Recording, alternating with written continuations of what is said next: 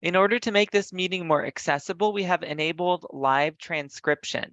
If you want to view closed captions, click the closed caption button near the lower middle of your Zoom window. You can adjust the font size of closed captioning based on your preferences. During this meeting, we encourage you to ask questions and provide input, and you're welcome to do this at any time throughout the meeting. But we do have some dedicated time during which we'll be asking for your questions and input. You can participate either by raising your hand and unmuting yourself when we call on you, or by typing your questions and input into the chat. To access the chat, you'll just click the chat button, the little speech bubble near the lower middle of your Zoom window. And to raise your hand, you'll click the reactions button near the lower right of your Zoom window, and then click raise hand. After you've spoken, you'll click raise hand once again to lower your hand. If you are calling in today using the phone, you can still raise your hand by dialing *9. After you've spoken, you can dial *9 once again to lower your hand. And finally, you might notice that there's a little box with my video on your Zoom screen. If that video box is blocking an important part of a presentation slide, you can simply click and drag the video box to somewhere else on your screen so that it's not blocking important information. With that, I'll hand it over. Well, I'll do some introductions for everybody who's on the panel today. So like I mentioned, my name is Nick Bourgault. I'm a community outreach and engagement specialist here at the Department of Ecology, and I'm helping facilitate the meeting today. I'll pass it off to Bill Flagg. Thank you, Nick. Good morning, everyone. My name is Bill Flagg. I'm an environmental planner here at Ecology within the air quality program, and I am also the rulemaking lead on the landfill methane emissions rulemaking. And you're going to be hearing my voice for a lot of my voice for the next 3 hours today. I'm going to pass it off to Catherine Lucky. Hi, I'm Catherine Lucky. I'm the technical lead for this rulemaking process, and I'm in the air quality planning section.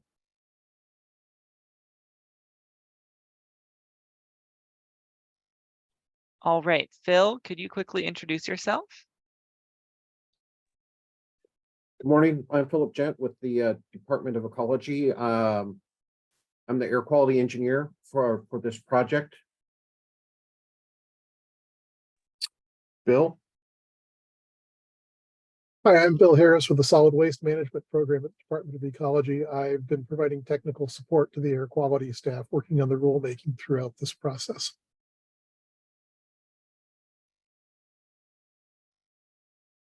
All right, I'm not sure. Lynette, are you here?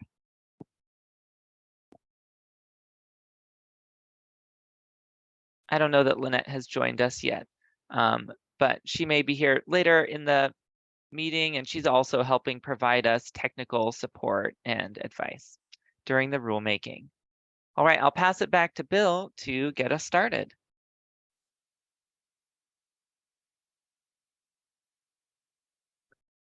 Great. Thanks again, Nick. And once again, welcome everyone. And good morning. Thank you for joining us early on a Wednesday morning here. We have a lot of content to cover today, which is why we made this a 3-hour meeting. Our last 2 meetings were 2 hours. And here is a list of topics of discussion for today. So our first topic is going to be a review of our prior meetings, our March 30th meeting, as well as our May 4th meeting.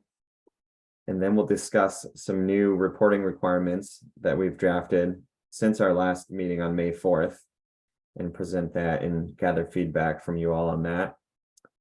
We have a couple short sections on our certification notification processes. And then we'll dip into monitoring, which will be a more content-heavy section. And that should take us to around 10 o'clock. And at 10 o'clock, we'll have our first 10-minute break. Once we return from the break, we're going to be covering gas collection and control system requirements, which should bring us to about 11 o'clock, where we'll be taking another 10-minute break. So we built in 2 10-minute breaks during this long meeting. And then when we come back, we will be discussing test methods and procedures. alternative compliance, and then we'll talk about the economics process, the analyses within that process, as well as some feedback and next steps. Next slide, please, Nick. Okay, so for those of you who haven't joined us on their last two meetings, we just wanted to give a brief overview slide of the purpose of this law and our rulemaking, which is to reduce methane emissions. Methane's a potent greenhouse gas from our landfills here in Washington State. Our state will join California and Oregon in implementing more protective standards for decreasing emissions from these sources. And this will ultimately help our state achieve its commitment to reduce greenhouse gas emissions to below 95% from 1990 levels by 2050. Next slide, please.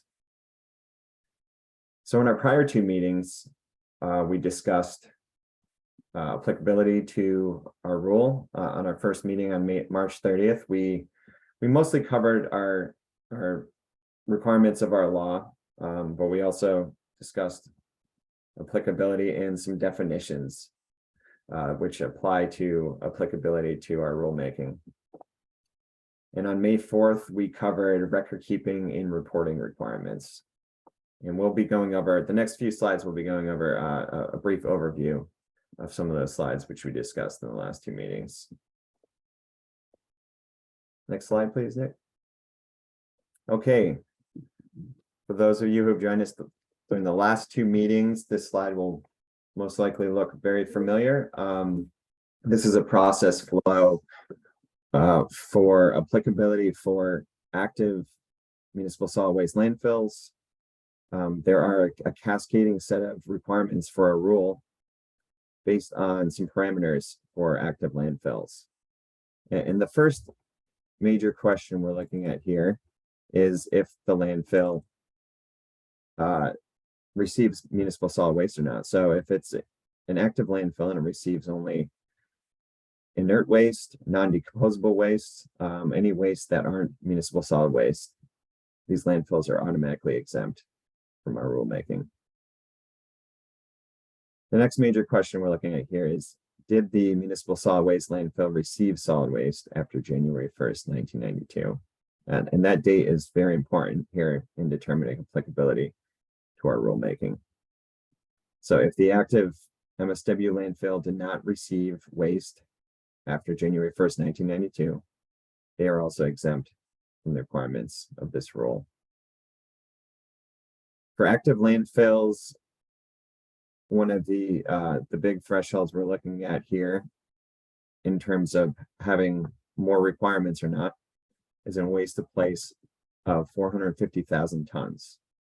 So for active landfills that have less than 450,000 tons of waste in place, there will be an annual waste in place reporting requirement, but that's it.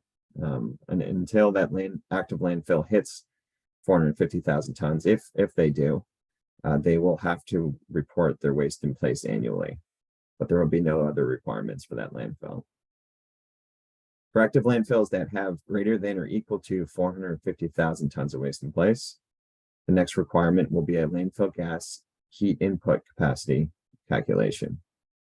And this calculation helps determine methane generation on site at a landfill. For these active landfills that have to do a heat input capacity calculation, if their calculation shows they have less than 3 million British thermal units per hour recovered, these landfills will have to recalculate their gas heat input capacity annually and report on this. And this is part of an annual reporting requirement, just like the waste in place reporting requirement. And these landfills, these active landfills will have to do this until such a time that they pass this threshold of 3 million British thermal units per hour, or until the landfill submits a closure notification. And lastly, there is a instantaneous surface monitoring requirement. So for active landfills that have passed this threshold of 3 million British thermal units per hour, they'll have to conduct 4 consecutive quarterly monitoring periods of instantaneous surface monitoring. And our threshold here is 200 parts per million by volume. If a landfill can show that they do not have 200 parts per million by volume through any one of these 4 consecutive quarterly monitoring periods, then they'll just have to recalculate their landfill gas heat input capacity and report on that annually. But if instantaneous surface monitoring shows that through any one of these consecutive quarterly monitoring periods that there is a concentration of 200 parts per million or volume or higher, then the owner operator of the active landfill will have to install a gas collection and control system.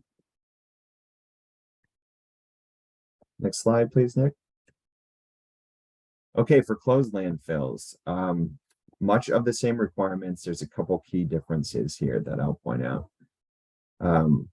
Once again, we're looking at municipal solid waste landfills. So if the landfill accepts only hazardous waste or inert waste or non-decomposable waste, they are exempt from this rulemaking.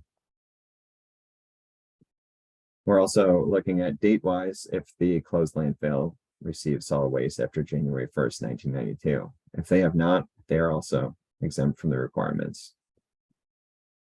The first key difference here between active and closed landfills is this waste in place threshold. For closed landfills, it's going to be 750,000 tons waste in place, as opposed to 450,000 tons of waste in place for active landfills. If a closed landfill reports that they have less than 750,000 tons of waste in place, they're going to be exempt from requirements in this rulemaking.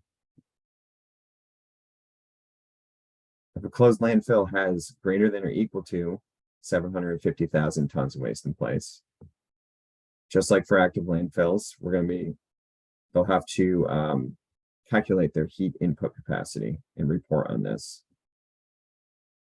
If they have less than 3 million British thermal units per hour recovered through their heat input capacity calculation, and we'll be discussing that later today in our test methods and procedures, how to calculate that heat input capacity. If these landfills do not hit that 3 million BTU per hour recovered, they'll have to recalculate their heat input capacity annually and report on it. If they surpass this threshold, then they will have to conduct 4 consecutive quarterly instantaneous surface monitoring events. And if they can show that they do not have 200 parts per million by volume of surface methane, then these closed landfills are out at this point. So for a closed landfill, they may, that has more than 750,000 tons of waste in place and a heat input capacity of more than 3 million, they may have to be reporting their waste in place and heat input capacity for a couple years. But for example, on year 3, they could show through the consecutive quarterly monitoring periods that they don't have 200 parts per million by volume. These closed landfills no longer have to follow the requirements of the statute in this rulemaking. So this will be an out for them. So as they're going along there, if they, it's not like they can fail that surface monitoring. It's not like they can fail that surface monitoring without installing a GCCS system if they don't have one already. Exactly, if they don't have one already. And then if you have an existing GCCS system installed and you have an emission point, it's like at 250 or I don't know, 300 or something, then is there any other, do you just have to make a repair there and correct that issue if you already have a GCCS system? Yeah, so there will be, and we will discuss this more when we get to monitoring. There's essentially two separate thresholds. So this 200 parts per million by volume is an applicability threshold. But once a landfill already has a gas collection and control system installed, the requirements are, it's a higher threshold. It's 500 parts per million by volume, which is the NSPS standard. Okay. Thanks, Bill. So, Thank you. George, just so I understand your question a little better, the 200 part per million threshold is what you would want to achieve less than so that you could say you're basically, your landfill's no longer producing methane, and so you can step out of our program. The 500 part is if you exceed that, then that means the gas collection system isn't performing as efficiently as desired, and that you would need to take some actions or take a look at, why that was there. So I'm not sure if this was mixing two different concepts with you. Yeah, it could be. But so basically, like if I have a site that's cranking out more than 3 million BTUs per hour, and I do the monitoring, and there's no exceedances above 200 ppmv, then I'm no longer in the rule.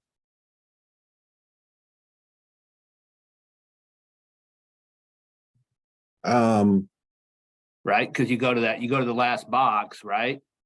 And then, instantaneous service monitoring greater than 200 ppmv, no, you drop out and you get down there and it says requirements of statute and rulemaking no longer apply. So I'm out. Right. And it's more than just one. There's 4 quarters. Right.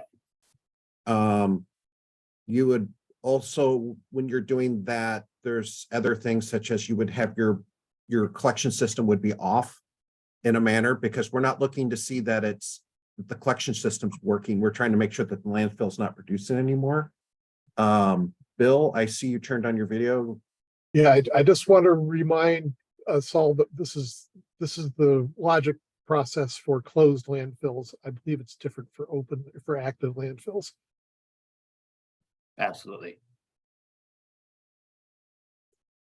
So I think there'll be more details when we get there. And if it doesn't resolve the question completely for you, George, I think if you would bring it back up, then that means that that's something we should address to make sure that it's more clear. So thank you for your question. Yep. 10-4.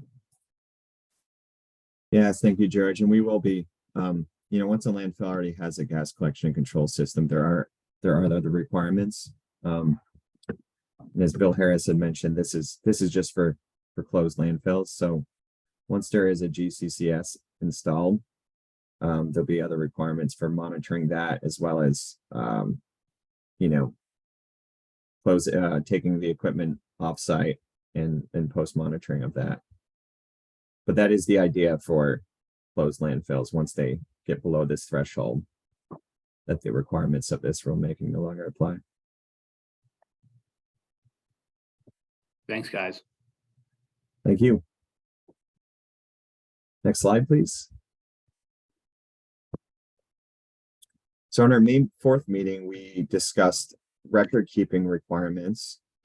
And this is these 3 columns here are an overview of records that will have to be kept by landfills in order to meet the requirements of this rulemaking.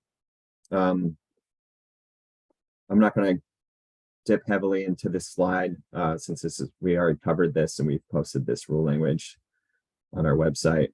But we're requiring records for landfill operations, such as waste in place, for methane, any methane exceedances, instantaneous quarterly surface monitoring records, as well as records for the operation of the gas collection and control system. Next slide, please. In our last meeting, we also presented some draft rule language on required reports. We will have an annual reporting requirement. And in that annual reporting requirement, it will contain a waste in place report, a landfill gas heat input capacity calculation. They'll be reporting on instantaneous surface monitoring, as well as gas collection and control system operations. So that, like I said, that's an annual report. And on the next slide, we will cover some of the dates for that reporting requirement. The 2 reports below that, the equipment removal. I see we have a question here from Heather. Go ahead, Heather.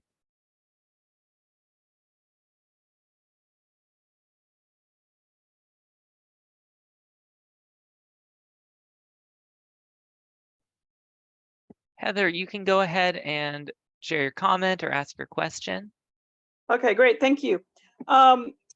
I'm wondering if there are records that are required to be kept at the facility, like say the landfill.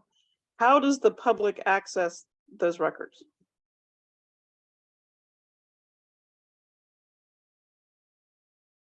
That is a really good question, Heather, which I don't have an answer for right now.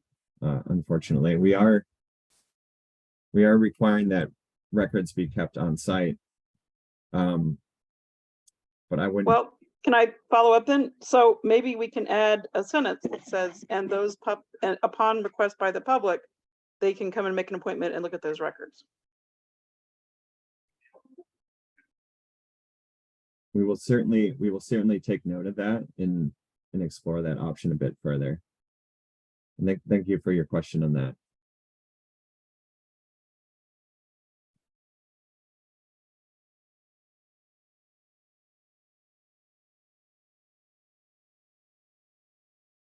So along with the annual report, we also have a couple, and these are just one-off reports, the 2 reports below. There's an equipment removal report. So within 30 days of any well capping or removal of the gas collection control system, landfills will have to report on this. There's a closure notification report, which would be 30 days of ceasing to accept any waste. And on our next slide here, we will be dipping into some of the timelines for this annual report. So these annual reports must be prepared for the period of January 1st through December 31st of each year and be submitted as part of an annual report on April 1st of the following year. And each of these reports must be included. In each of these reports, the information must be included. This first bullet point below, just basic information, a landfill name. Hi, Sue Ellen. Hello. So I'm sorry, I was still back on the last slide and I had a question. I was wanting to know why the reporting includes the instantaneous surface emission monitoring, but does not include the integrated surface emission monitoring, which is an alternative to that in my reading.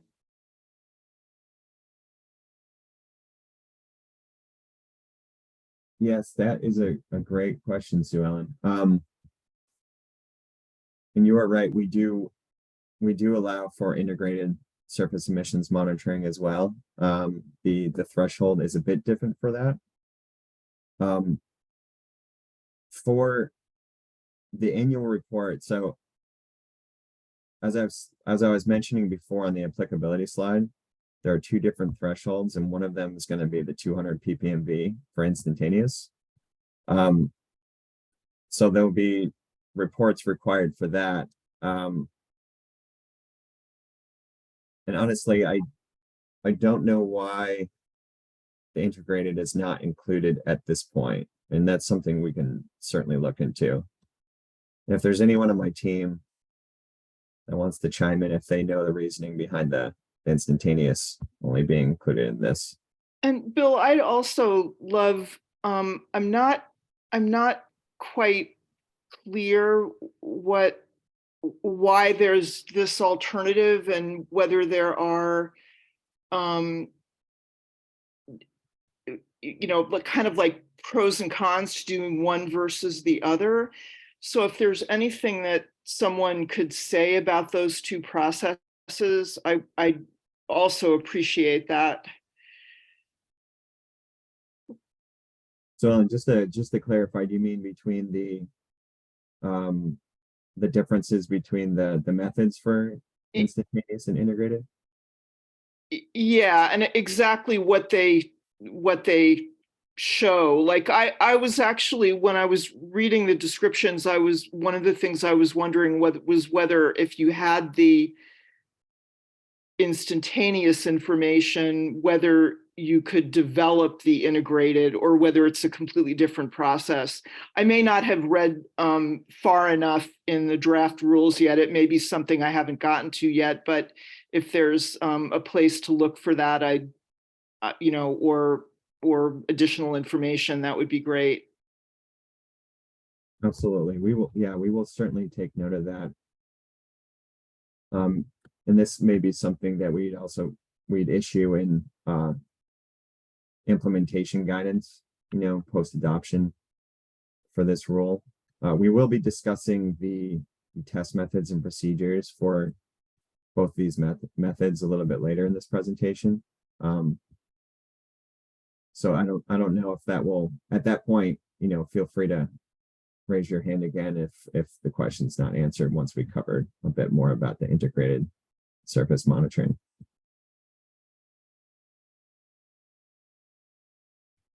And thank you for your question, Sue Ellen. Looks like we have another question here from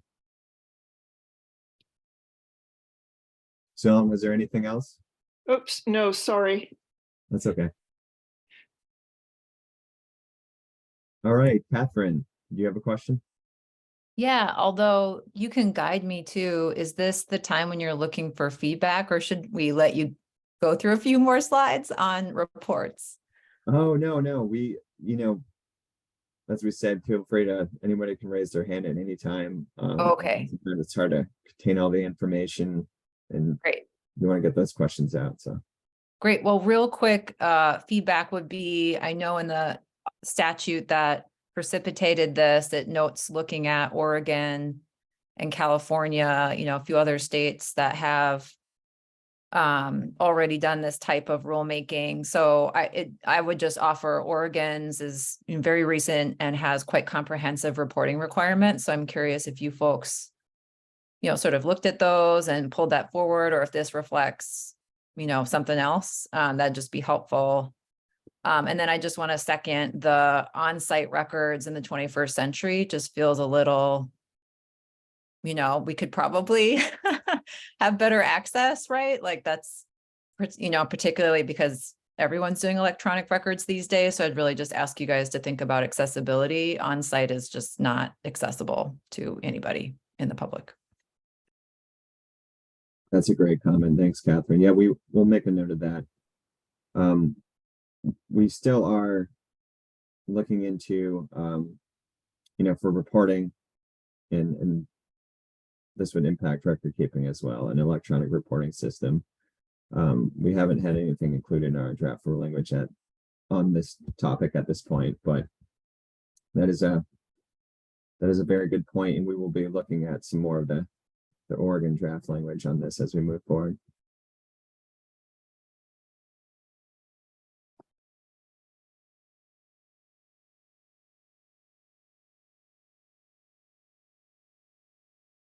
Okay, so as I was saying, for annual reports, the reporting date will be April 1st, and it'll be for reporting requirements for the previous year, and then on the following year, landfills will have to report on April 1st, and this is for the annual reports.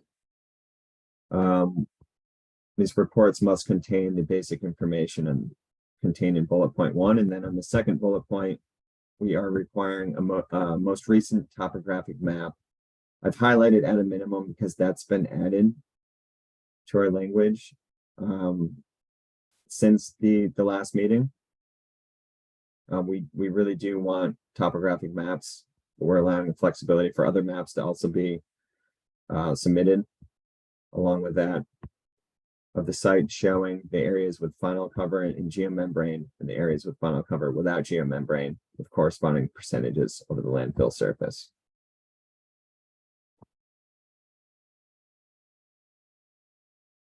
Next slide, please.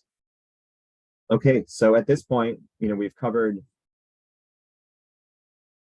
Yes, Heather. So you have a question here. Do you mind if I ask a question on that last slide? This is Heather Trimms, Washington. I should have said that before.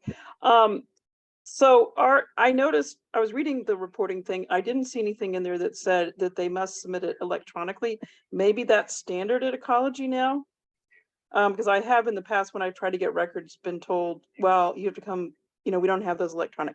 but maybe they're electronic now and that's a standard thing, or does that something that maybe should be said in the rulemaking?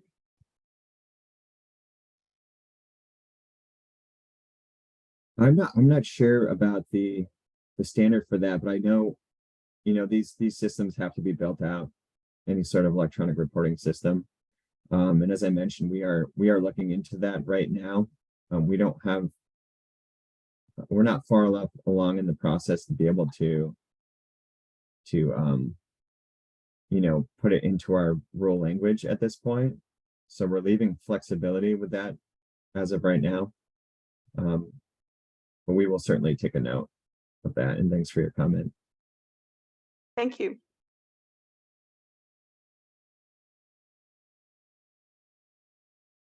Okay.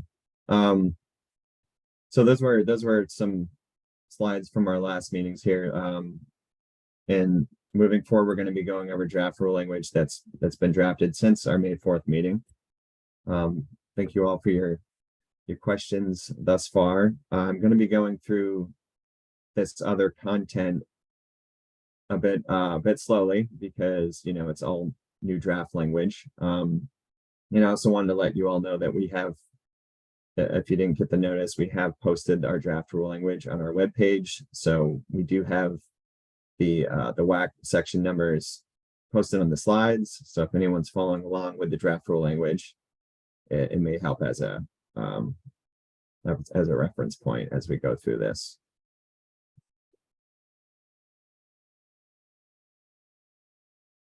It looks like we have a question in the chat here from Rod. Yeah, I can go ahead and read that out. Rod said, the latest draft rules document includes draft sections that were previously shared. For the rule sections previously shared, has any language changed in the latest document? Essentially, has staff changed any of the rule language that has been shared already? Or does the latest document only contain new rule sections? Yeah, that's a great question, Ron. Thank you. As I highlighted, Nick, do you mind going back? I think it's 2 or 3 slides. Yeah, this one right here. Ron, as I mentioned before, this is language since our last meeting that we added, the highlighted section at a minimum. The draft rule language that we shared on our website a week ago does contain all of the language from our last meeting, our previous meetings up to this point, as well as all the new language. Other than minor tweaks, such as, at a minimum here, we haven't made any changes to the rule language that we've already drafted. So from this point forward, we're going to be going over all of our new draft language. I hope that answers your question.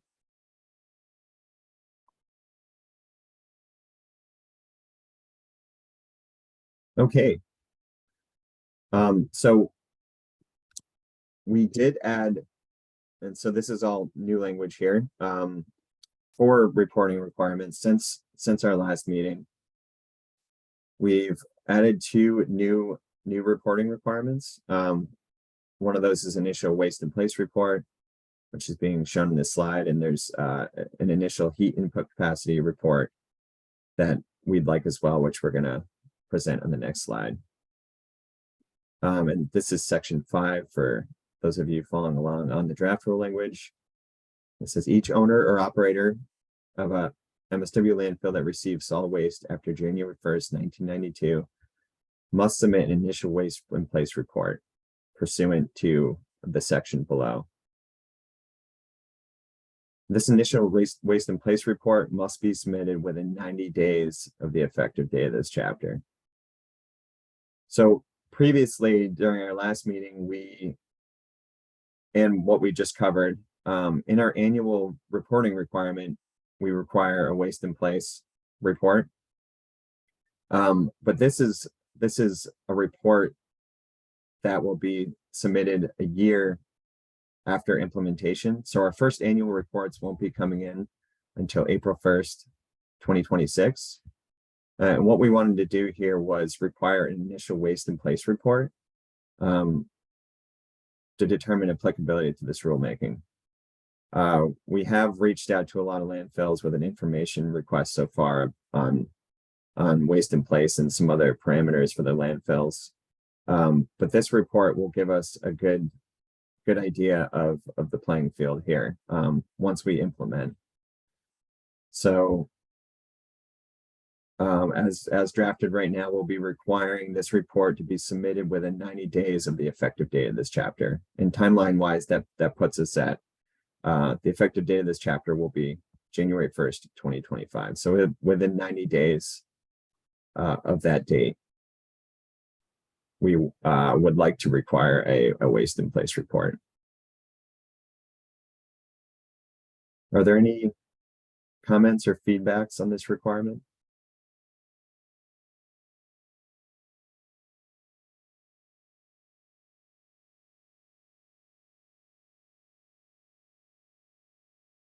Okay, next slide, please.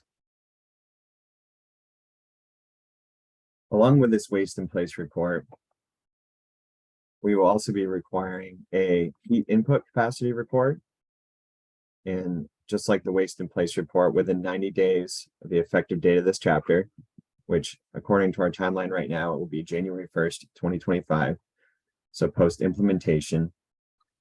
And this will be for owners and operators of active landfills having greater than or equal to 450,000 tons of waste in place, or closed landfills having greater than or equal to 750,000 tons of waste in place.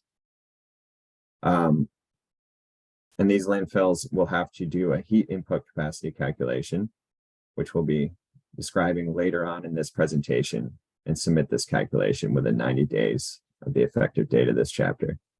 And the purpose for adding this additional reporting requirement, just like the waste in place reporting requirement, is to determine applicability to this rulemaking.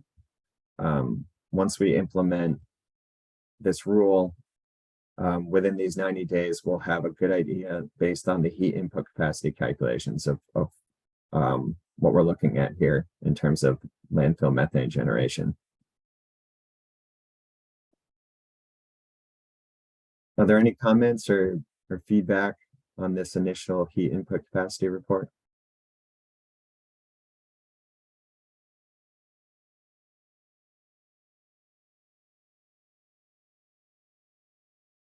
All right, next slide, please.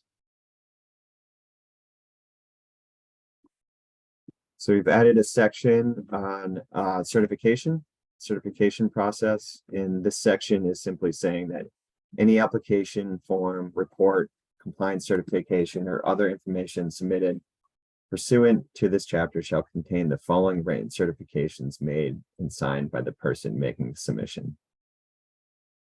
And these two statements below are legal statements, just certifying that the information is correct and accurate.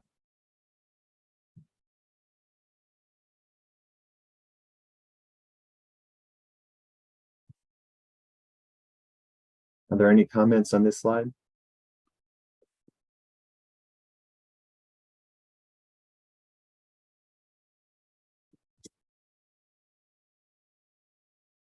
All right, next slide, please. So on to notifications, probably our shortest section here in our rule language.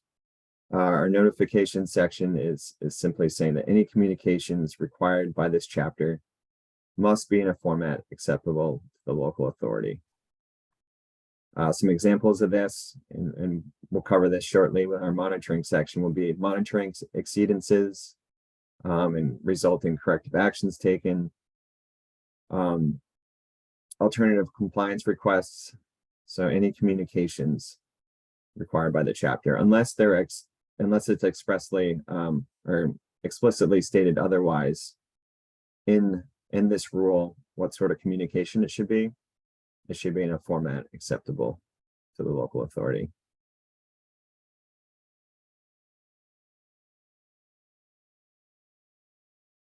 All right, Heather. Well, this would be a great place to put that it must be electronic, because this is about the public access to those records, ultimately. But I think you already kind of noted my comment before. Yeah, thanks, Heather. We appreciate that comment. We'll certainly make note of this one too. And take a look at the electronic communications in regard to this, as well as the other reporting requirements.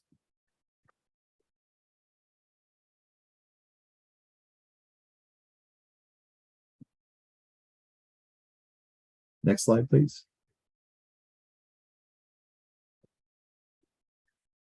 So on to monitoring here, which is to be pretty content heavy for the next few slides, but I'll make sure to go through them slowly and leave space and time at the end for any sort of questions and feedback. As we mentioned before when we were going through the applicability slides, and I don't want to go through this again, just if there's any confusion around the 200 parts per million by volume versus the 500. So the 200 ppmv standard is to determine applicability to this rulemaking. And that will be 4 consecutive quarterly monitoring periods, instantaneous surface monitoring. And the 500 standard, which is the NSPS standard, is for landfills with a gas collection and control system already installed, or landfills that will have to install a gas collection and control system based on the requirements of this rule. And the threshold here, again, is 500 ppmv, instantaneous surface monitoring, or an average concentration of 25 ppmv. And this is the language of our law. So these requirements have no flexibility here. Once again, the 200 ppmv is determined applicability and whether there's other requirements. And once landfills already have a gas collection and control system installed, the standards are a bit more lax for both instantaneous and integrated. On to the next slide.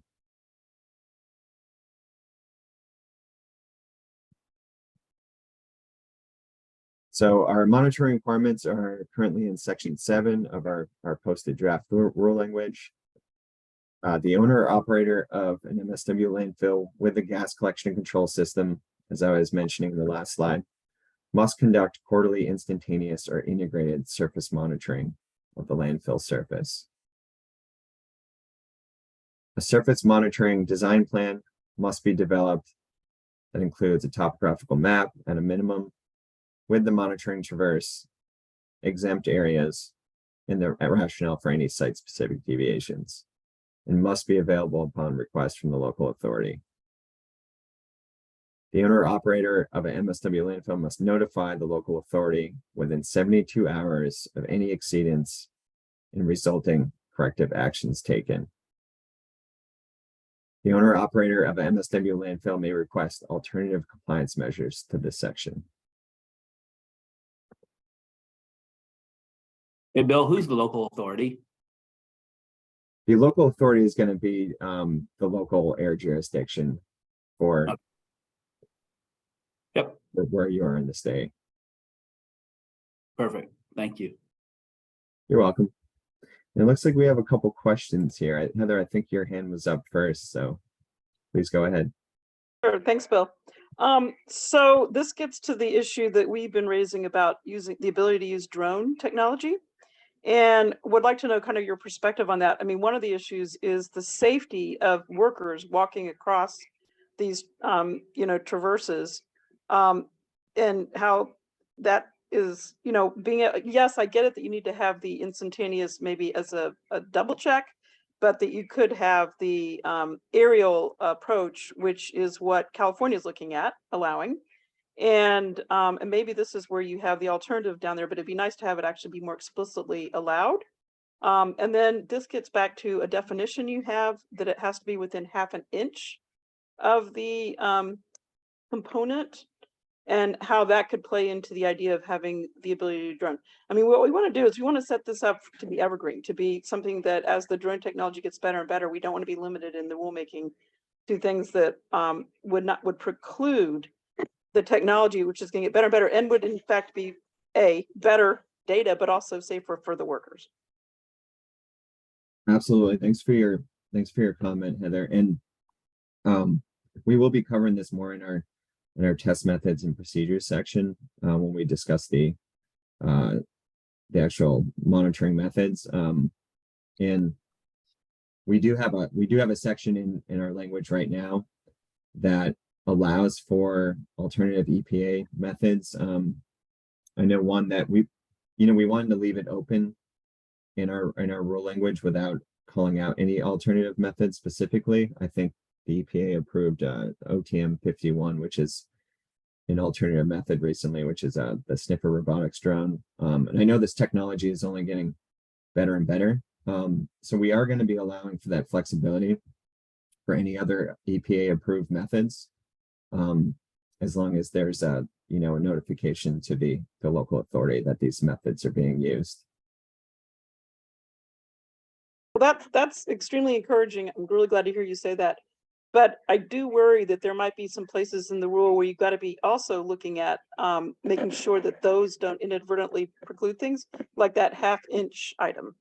Or maybe that's going to, how would you handle that half-inch piece in the definitions?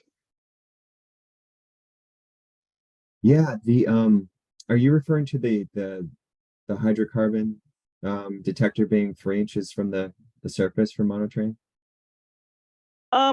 I'm looking at, so the definition component leak says that measurements from any vault must be taken within 3 inches above the surface of the vault exposed to the atmosphere. And then there's another place where it says a half-inch. So that's the worry, is that obviously we do want the best data and all that, but is there a way to make sure that we're not accidentally not allowing for future technology if you have these things that are unless it's a double check, like they see a leak and they go in and double check it, things like that. Absolutely. I see what you're talking about now in the component leak definition.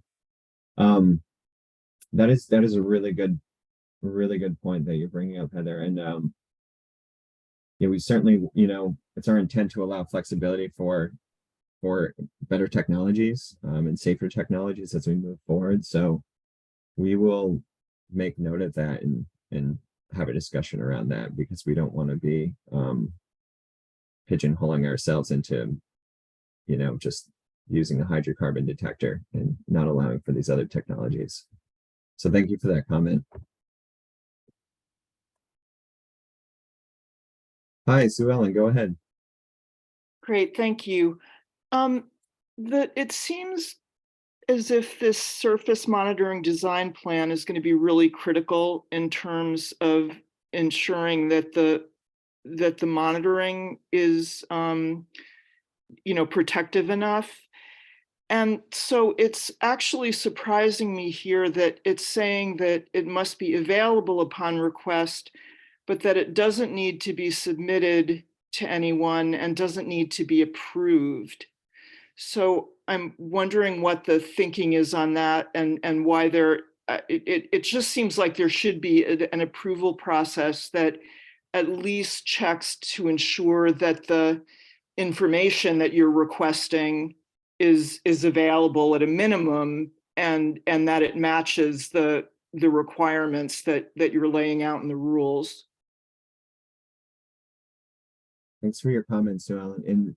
And yes, we, to clarify, we are following the CARB standard on this one, which is, available upon request. It's a record that needs to be kept. But we can, we'll take note of that and certainly look into some more stringent requirements for how this is reported. And which standards are you following on it? I just missed it. This was the California standard. Okay. Great. Thanks. Thank you.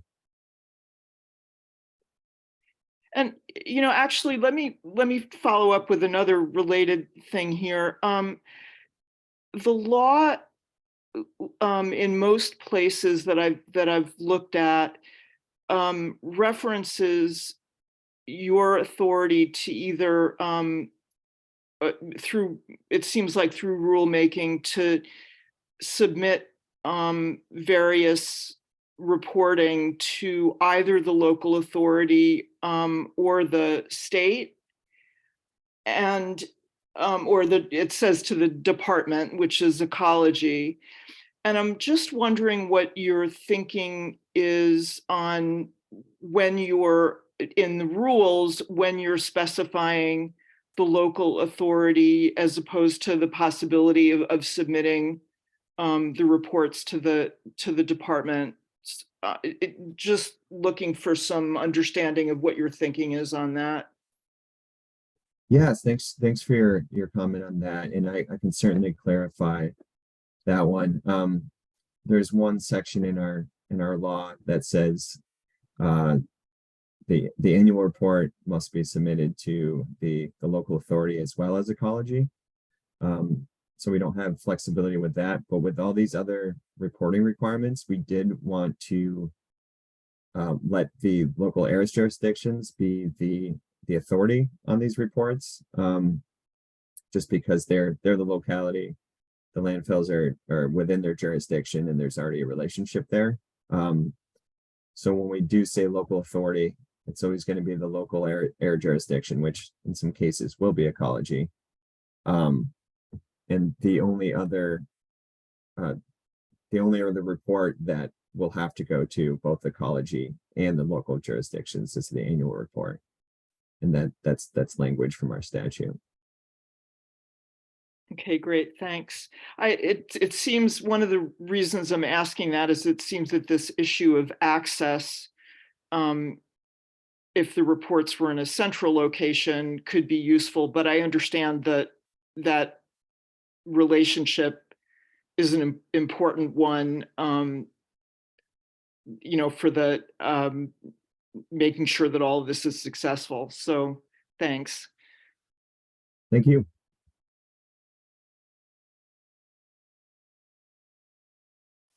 And the last bullet point on the general monitoring requirements here, the owner or operator of an MSW landfill must notify the local authority within 72 hours of any exceedance and resulting corrective actions taken. So this is two notifications here. The notification within 72 hours of an exceedance and notification of resulting corrective actions taken. The owner or operator of an MSW landfill may request alternative compliance measures to this section. And we will, on our last slide on this presentation, we'll be covering alternative compliance requests and how those should be handled.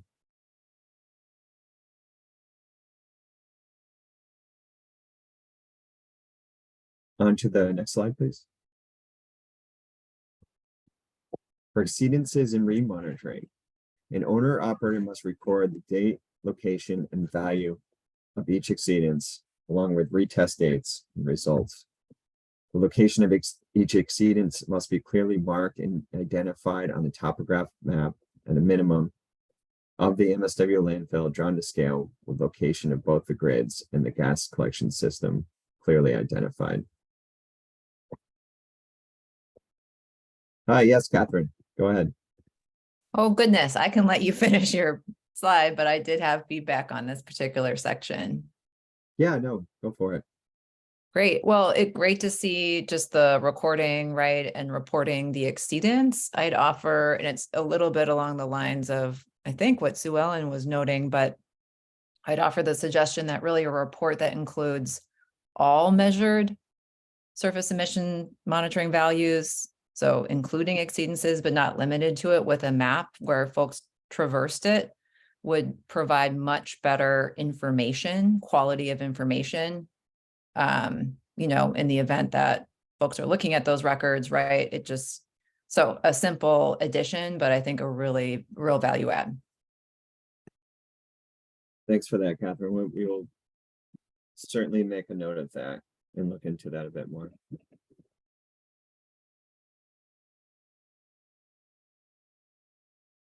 So within 10 calendar days of a measured exceedance, corrective action must be taken by the owner operator, such as, but not limited to, cover maintenance or repair, well vacuum adjustments, and the grid must be remonitored after the measured exceedance. If the remonitoring of the grid shows a second exceedance, additional corrective actions must be taken and the location must be remonitored again no later than 10 calendar days after the second exceedance.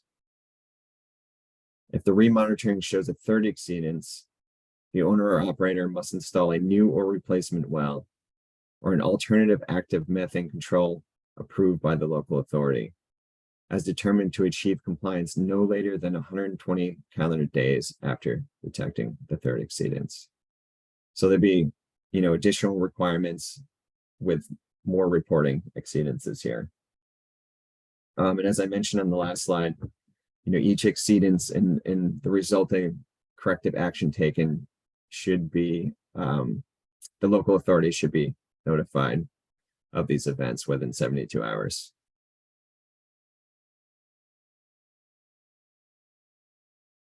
Any comments or feedback on this slide here?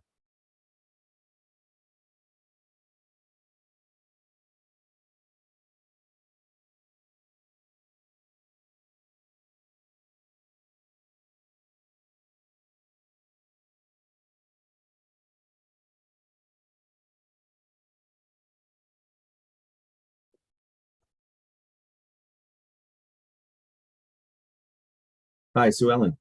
Yeah, this is just a question. The requirement of notifying the local authority within 72 hours, is that what's described in this first paragraph? Or is this something, for example, is the map required? Or is there just some general notification required? There's going to be a general notification required of the exceedance and the corrective action taking, and that will go back to the notification slide that we covered earlier. We want to allow flexibility to the local air jurisdictions to decide how they want to be notified of these exceedances and corrective actions taken. So we're putting the ball in their court on this one, but we are requiring that the exceedance and corrective actions are recorded and the local authorities being notified of this.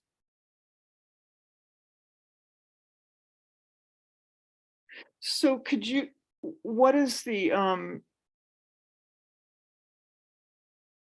this requirement to note the location on a topo map? Is that just a record keeping requirement? Exactly. This is a record keeping requirement. Okay. Great, thank you.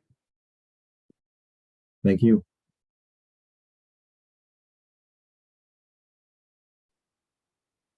Next slide, please.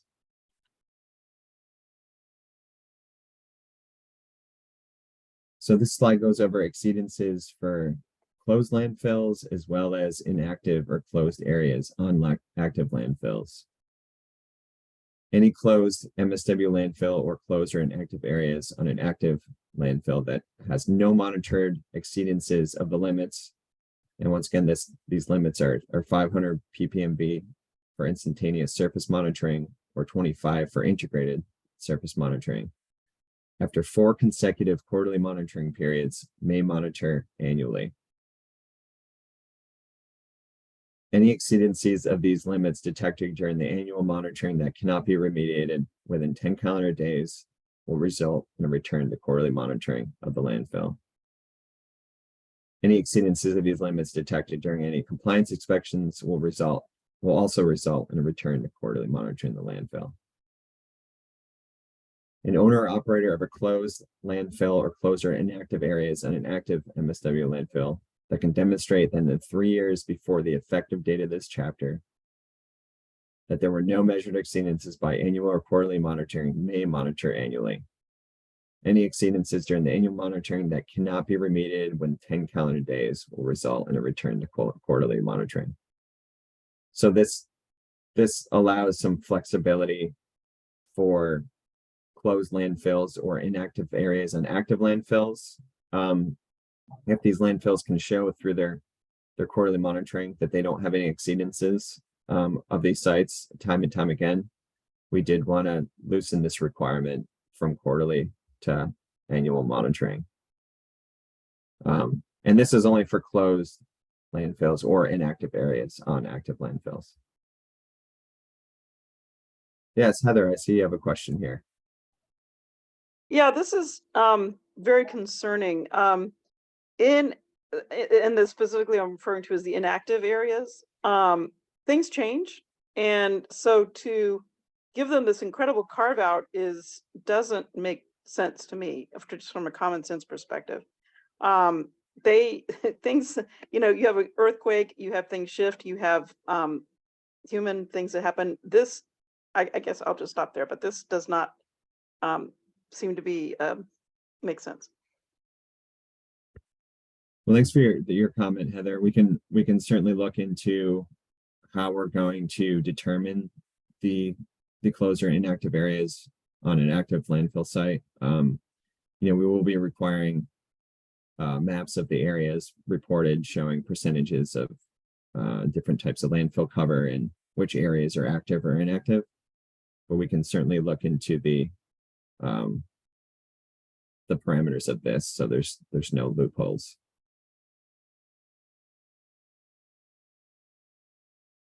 Hi, Catherine. Hi, yeah, I'd be curious sort of what the data you're thinking about that leads to this flexibility, right, is.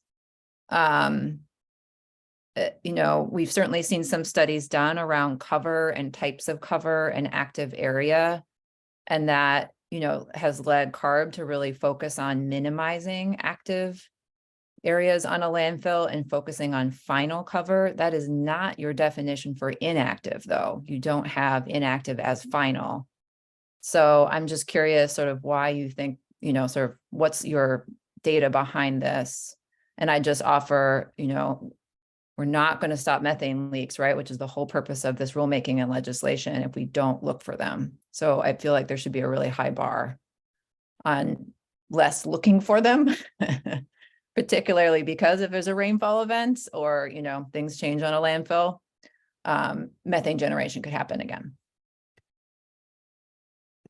Thanks for your comment, Catherine. Yeah, this is the CARB standard for these closed landfills and inactive areas. So we did go with California on this one, but we will certainly look into this more based on your comment and Heather's comment as well, and see what we can do in terms of the loosening of some of these monitoring requirements.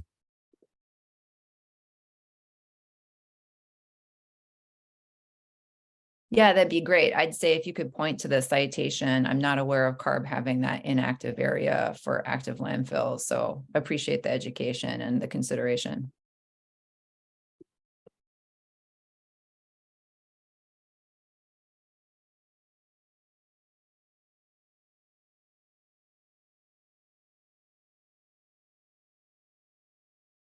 And I can have someone post that into the chat here. I can't remember exactly what section that's from. Catherine, do you mind posting a link to that? It would be from the CARB's monitoring section. Thank you. All right, on to our next slide here.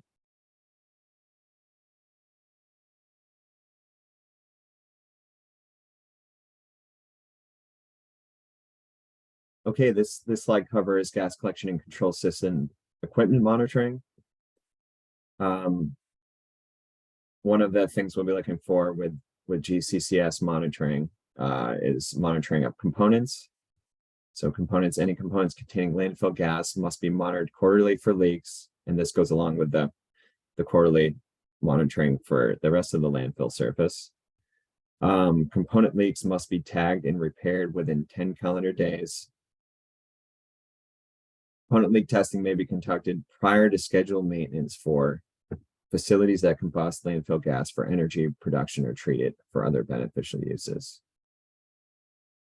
For enclosed flares, we were requiring a temperature monitoring device with a continuous recorder with an accuracy of plus or minus 1% in Celsius or Fahrenheit, and at least one gas flow rate measuring device, which must record flow at least every 15 minutes. For devices other than enclosed flares, we require information provided describing operation of the device and monitoring procedures, which should be in a monitoring plan, which we discussed before. And the local authority may request additional monitoring procedures for these devices other than enclosed flares.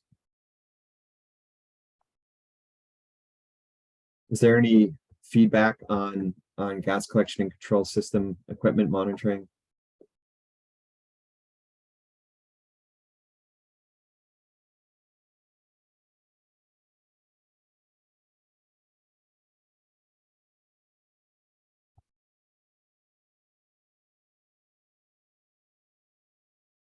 Thanks, Catherine. We will certainly look into that. Thank you. On to the next slide here. This is in regard to wellhead monitoring. The owner or operator of MSW landfill with a gas collection control system must monitor each individual wellhead monthly. You can see that's in bold. So this is a more stringent requirement than the quarterly monitoring for component leaks. So wellheads must be monitored monthly to determine a gauge pressure. If there's any positive pressure reading other than is provided in, and this is a reference to section in the gas collection and control section, which we'll be covering after our break here. The owner or operator must take the following actions: initiate corrective action within 5 calendar days of the positive pressure measurement. And if the problem cannot be corrected within 15 days of the date the positive pressure was first measured, the owner or operator must initiate further action, which includes, but is not limited to, any necessary expansion of the gas collection system to mitigate any positive pressure readings. Corrective actions, including any expansion of the gas collection and control system, must be completed, and any new wells must be operating within 120 days of the date the positive pressure was first measured. Hey, Bill. We had a couple of comments in chat that I'll just read out. First is from Sue Ellen, which is regarding inactive areas. My understanding is that the required maps are a record-keeping requirement, and those records will be available by request, but not regularly reviewed. This is another area where it would be better for a reporting requirement rather than a record-keeping requirement. Would you like to respond, or anyone from the panel to respond to that?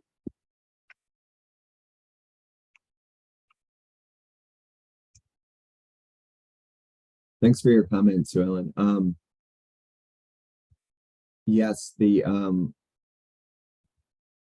for some of the maps, such as like we discussed the monitoring plan, and as you mentioned before, that is a plan that's by request at this point and not a reporting requirement. We do require maps in our annual report, which will show, types of landfill surface, percentages of those corresponding surfaces. So it kind of depends on the requirement, but we will certainly make note of this for something like the monitoring plan, whether this should be a record upon request or a reporting requirement. Thanks, Bill. And then Catherine posted in chat, ecology's proposed definition of inactive is very different from CARB's. Inactive area means an area of active municipal solid waste landfill where waste has been placed and a temporary cover system has been installed, but where additional waste is planned to be placed in the future as the facility's waste filling sequence proceeds. That's your definition. Carbs is very different. Thanks for posting that, Catherine. We will certainly look into that because I know it will obviously impact the monitoring procedures for the closed and inactive areas.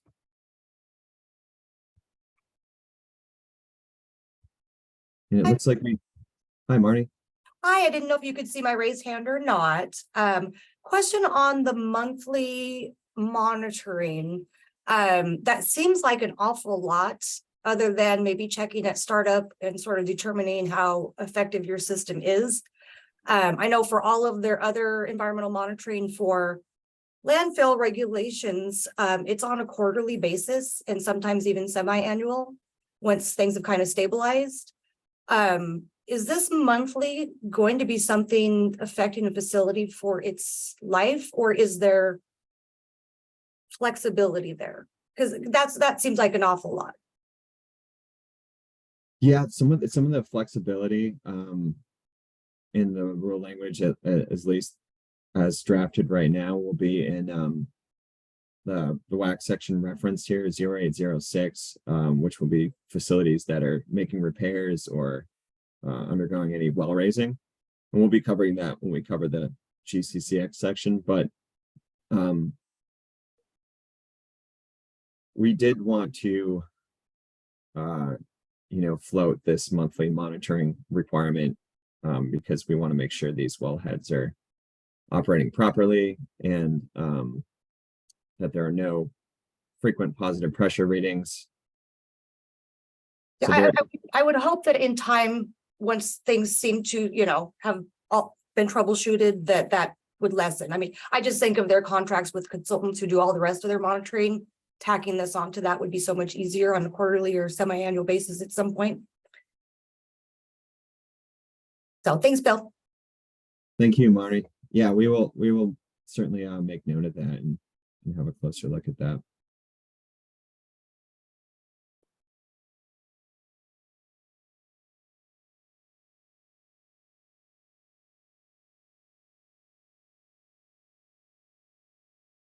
Okay, on to the next slide, please. And that wraps it up for our monitoring section. And we did want to just throw some bullet points in here of what's been discussed so far, such as monitoring frequency. We're requiring the quarterly monitoring for its surface emissions monitoring. The frequency changes for the gas collection control system and wellheads, which we just covered. Exceedance notifications. So if there are any other questions or comments, feel free to have us go back to any of the slides that were discussed. Yeah, we want to hear your feedback on what's been covered so far. Hi, Heather, go ahead. Yeah, I mean, you may be getting to this later in your presentation, I'm not sure. But one thing we think is important is that the monitoring be conducted when the barometric pressure is normal. So that may be later, and I think it was kind of not done very strongly in the draft rules. It should actually, we think, be more explicit, but I wasn't sure if this was this part of your presentation or later. Anyway, so that's my comment for whenever. Thanks, Heather. Yeah, we will be covering that in our test methods and procedures.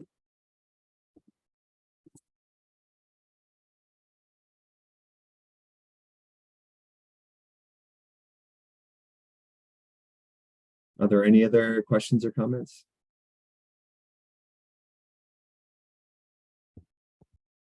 And as a reminder, we're splitting this out into a few sort of phases this morning. So you will have future opportunities to ask questions or provide comments about these topics later as well.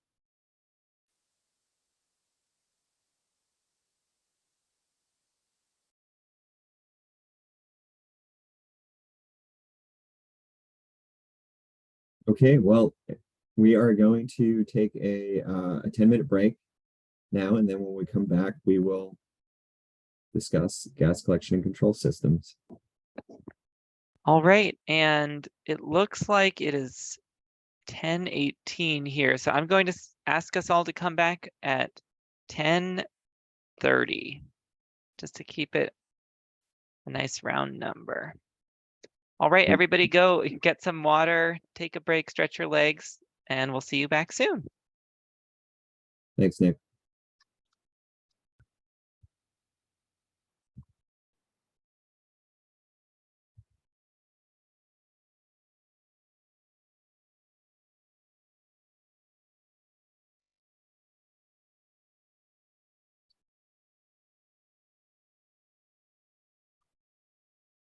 Okay, welcome back, everyone. So now we're going to be covering gas collection and control system requirements. And we just covered monitoring requirements before our break here. Next slide, please, Nick.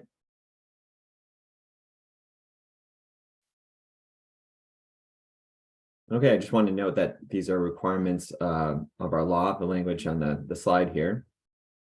So for general requirements, any owner or operator of a MSW landfill that exceeds a heat input capacity threshold of greater than or equal to 3 million British thermal units per hour, unless the owner or operator demonstrate that there's no measured concentration of methane, 200 parts per million by volume or greater of methane, using the instantaneous monitoring methods specified in section 9.3b, which we'll be covering after this next break, must install a gas collection and control system.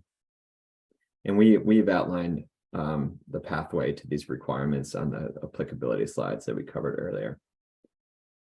If a MSW landfill partners with a third party to operate all or a portion of the GCCS or energy recovery device, the obligation to comply with the requirements of this chapter are the responsibility of the owner or operator of the relevant portion of the GCCS or energy recovery device. Next slide, please. So we will be requiring a design plan for landfills that are going to be installing a gas collection and control system.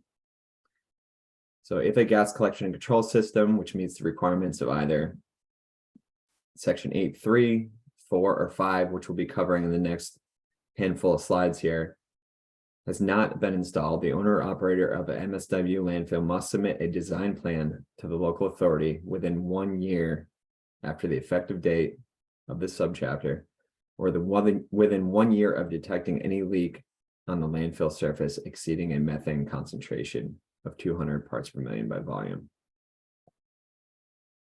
The local authority must review and either approve or disapprove the design plan within 120 days of it being submitted. The local authority may also request that the owner or operator submit additional information as part of the review of this design plan.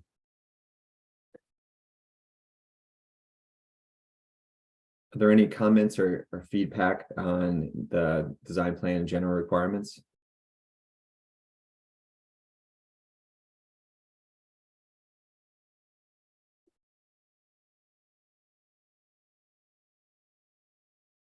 Okay, on to the next slide, please.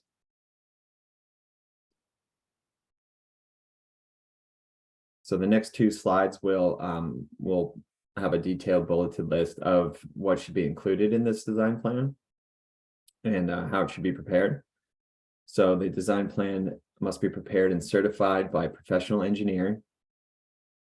It must provide for the control of the collected gas via an open flare, enclosed flare, or other gas control device.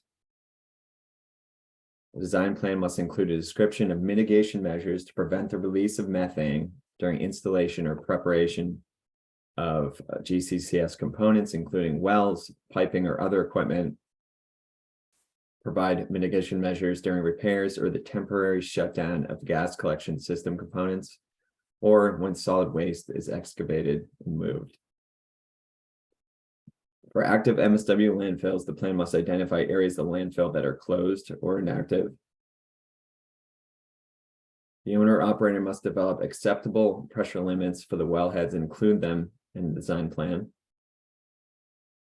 Design plan must show that the gas collection and control system will handle expected gas generation flow rate, and we'll be covering this gas generation flow rate calculation in a few slides from now.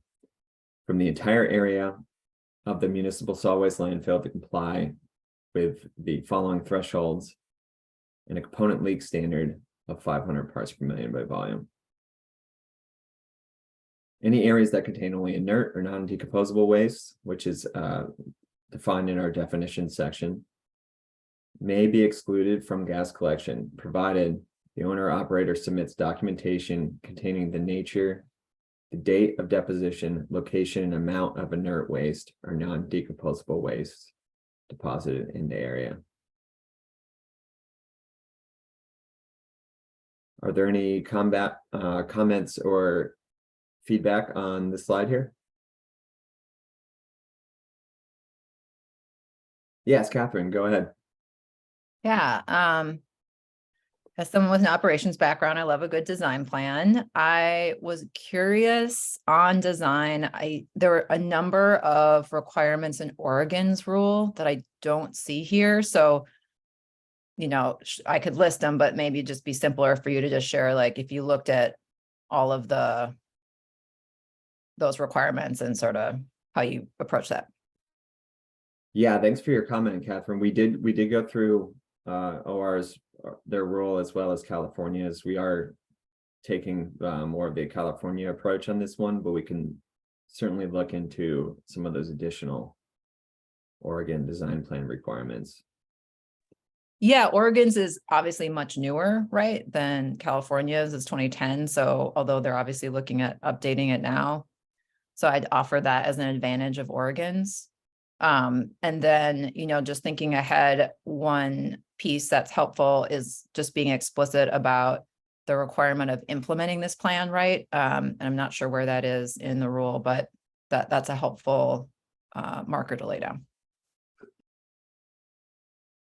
Absolutely, thank you. Yeah, we will be covering that on the next slide here, when the design plan must be submitted for both active and enclosed landfills.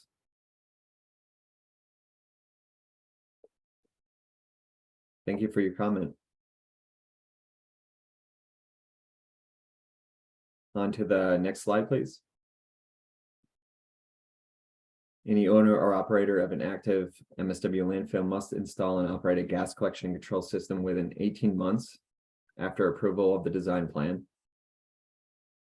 For closed landfills, this is a different timeline. And a gas collection and control system must be installed and operating within 30 months of approval of the design plan. If an owner or operator is modifying an existing gas collection and control system to meet the requirements of the subchapter, the existing design plan must be amended to include any necessary updates, and it must also be certified by a professional engineer. The amended design plan must be submitted to the local authority within 90 days of any event that requires a change to the design plan. The gas collection system must be operated, maintained, and expanded in accordance with the procedures and schedules in the approved design plan. It must also include any proposed alternatives, the requirements, test methods, procedures, compliance measures, monitoring, and record keeping or reporting requirements.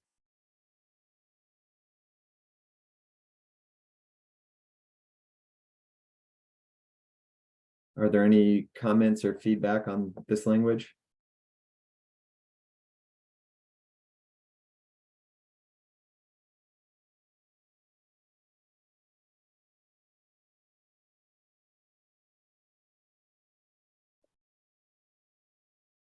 Hi, Heather, go ahead. Yeah, sorry, I had to get my thing unmuted. You say that you're using the California approach, but you didn't say why. And I guess I am wondering, just as a follow-up, why we wouldn't want to tee up with Oregon so that we have consistency from state to state in this regard.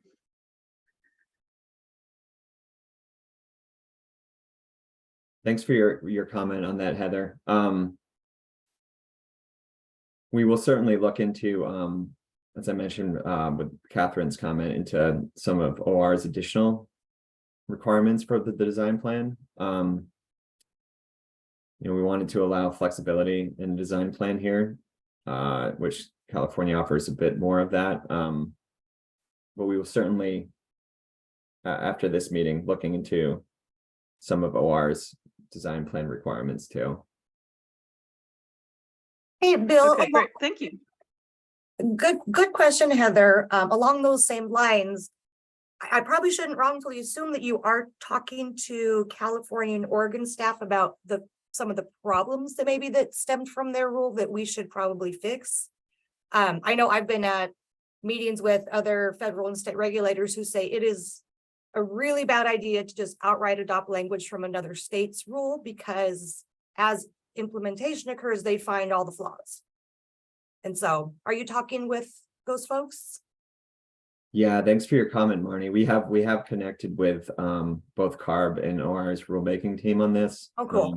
As Heather mentioned, I know CARB's looking into amending their rule, which is 10 or 11 years old at this point. They've held a couple meetings on some of their proposed language. So they haven't amended the rule as of yet. It is laid out in our law, in our statute, that our rules must be adopted according to CARB, OR, and EPA. So we have based our framework around all three of these regulating bodies, different elements of the rulemaking. But we can certainly look into some of OR's requirements for the design plan, because these design plan requirements are taken from California. Thanks, Bill. Thank you.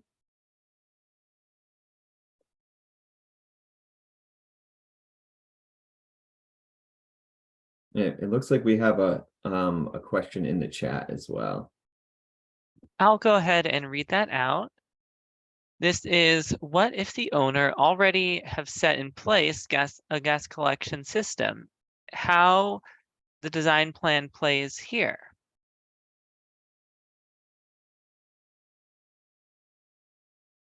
Thank you for your comment there and your question.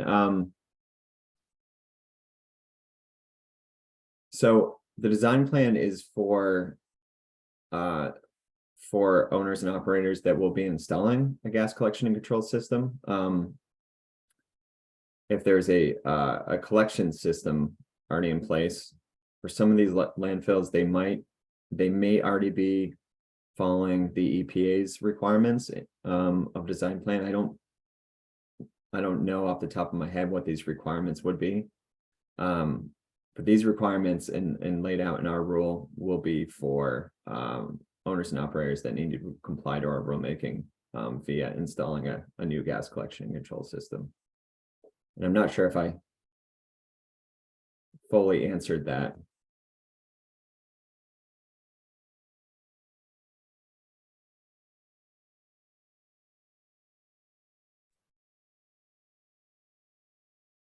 So Bill, are you saying that if we already have a design plan and already have a collection system in place? Yes, George, exactly.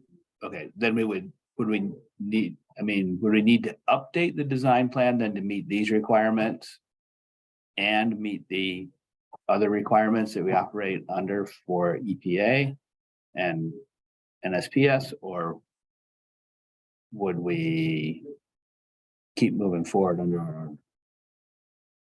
criteria? Yes, that's a very good question, George. Thanks for asking it. With any sort of additional requirements that we're laying out here, there will need to be an amended design plan for owners and operators that have already been following the EPA's requirements.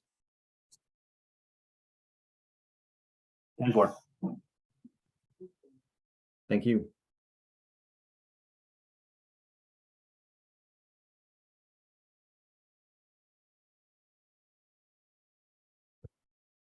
Are there any other questions or comments?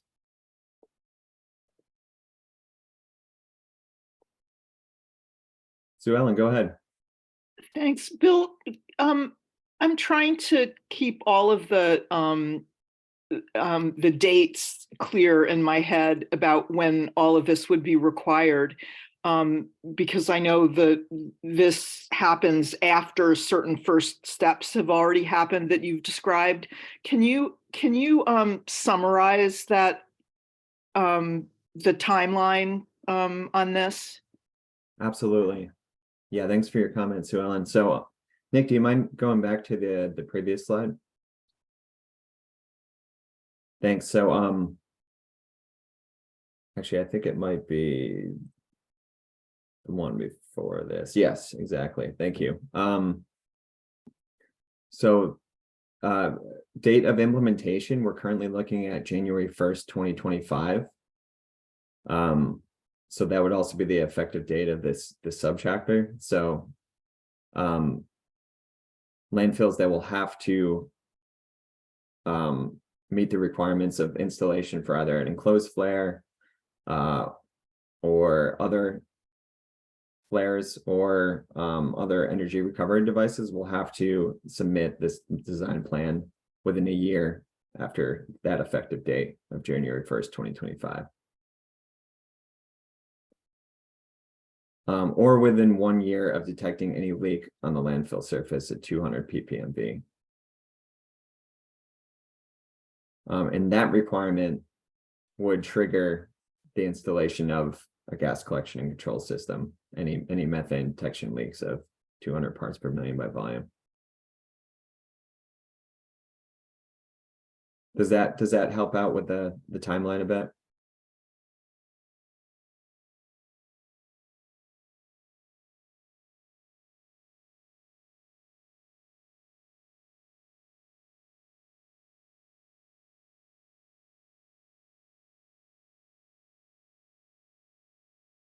All right, we're gonna move on to the next slide.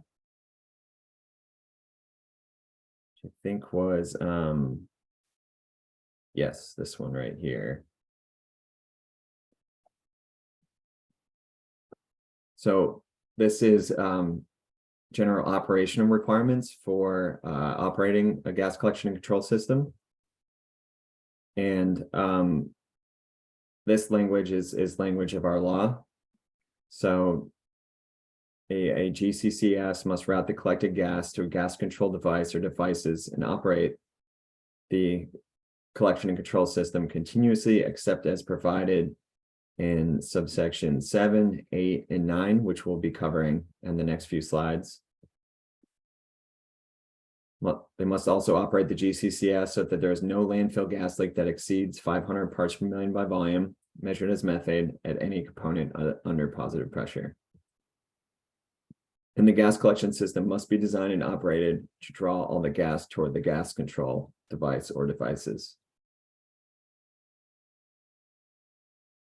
Next slide, please. This slide highlights requirements for enclosed flares. An enclosed flare must achieve a methane destruction efficiency of at least 99% of weight, by weight, excuse me. And that is language from our law. The next 3 bullet points are drafted language. Enclosed flares should be equipped with automatic dampers, an automatic shutdown device, a flame arrestor, and continuous recording temperature sensors. During restart or startup, there must be sufficient flow of propane or commercial natural gas to the burners to prevent unburned collected methane from being emitted to the atmosphere. Lastly, the gas control device must be operated within the parameter ranges established during the initial or most recent source test. And we will be covering source testing requirements in more length here shortly.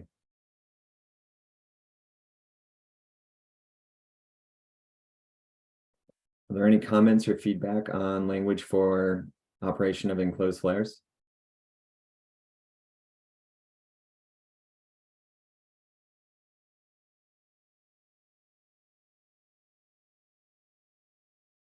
All right, on to the next slide.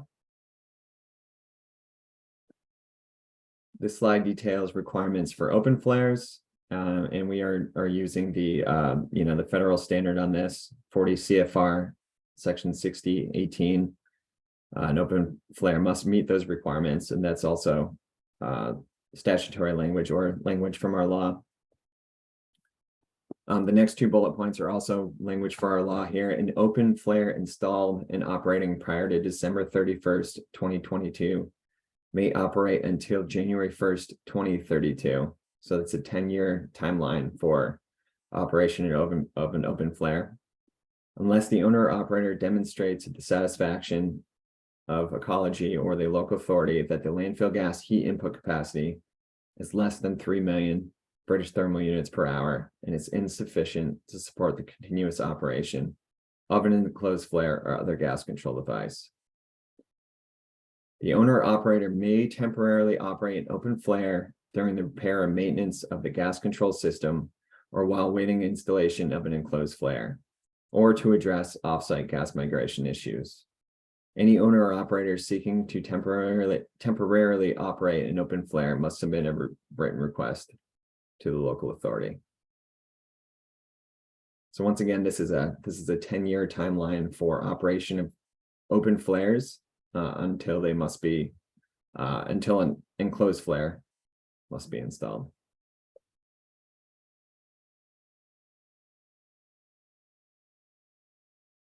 On to the next slide, please.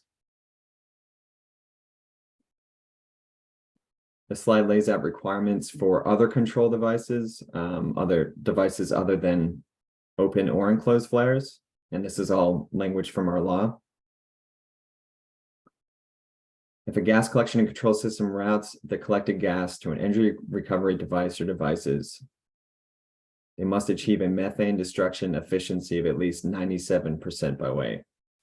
The exception here is lean burn internal combustion engines that were installed and operating prior to January 1st, 2022. And the limits for these types of energy recovery devices is a methane concentration of less than 3,000 parts per million by volume. Dry base is corrected to 15% oxygen. I see a question from Heather. Go ahead, Heather. Yes, thank you. So why is it that the alternative can be 97, but the actual flare is 99? Why is this so low? Percent. My assumption for why the legislator wrote this into the law is that some of these other devices don't operate as efficiently as an enclosed flare. Someone from my team can chime in if I'm wrong on that assumption.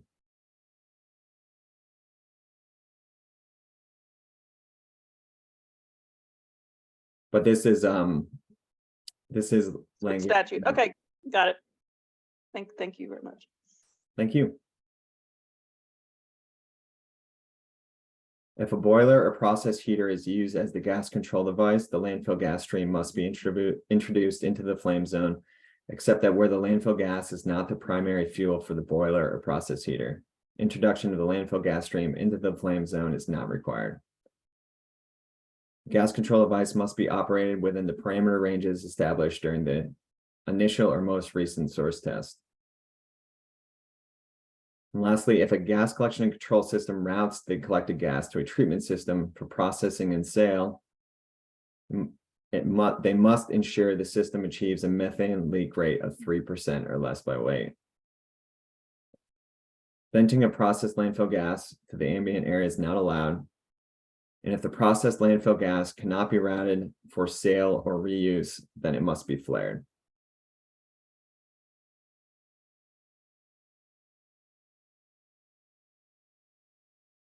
On to the next slide, please.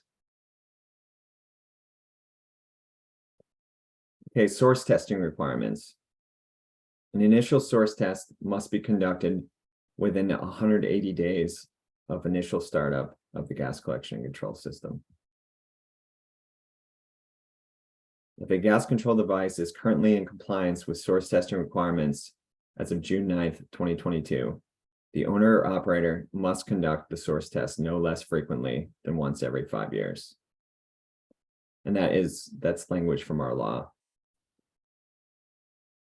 If a gas control device is currently not in compliance with source testing requirements as of June 9th, 2022, or if a subsequent source test shows the gas control device is out of compliance, the owner or operator must conduct the source test no less frequently than once per year until they can show 2 subsequent consecutive tests that both show compliance. Upon these 2 subsequent consecutive compliant tests, the owner or operator may return to conducting the source test no less frequently than once every 5 years.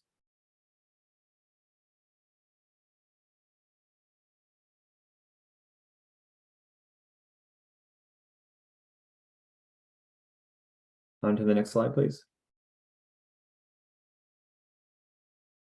Okay, requirements for wellhead gauge measurements and well raising. Wellheads must be operated under a vacuum, which is negative pressure, except as provided in 0807, which is the bottom section of this slide, 0808 and 9, which we'll be covering over the next 2 slides, or under any of the following conditions: if there's use of a geomembrane or synthetic cover, or if it's a decommissioned well. So these wellheads must be operated under a vacuum, except as provided in these 2 bullet points below, as well as this section below here.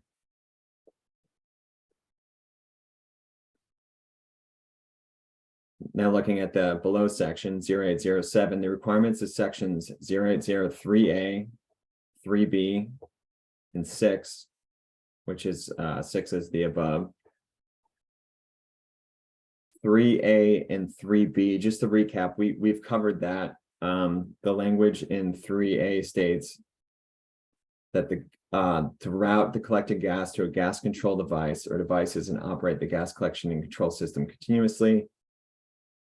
3B states to operate the gas collection and control system so that there's no landfill gas leak that exceeds 500 ppmv, measured at methane at any component under positive pressure. So these are exemptions for individual wells involved in well raising. And it's only provided that the following conditions are met.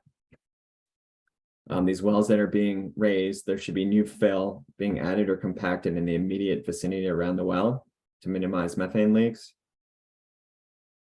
And once installed, a gas collection well extension is sealed or capped until the raised well is reconnected to a vacuum source, also to minimize any methane leaks.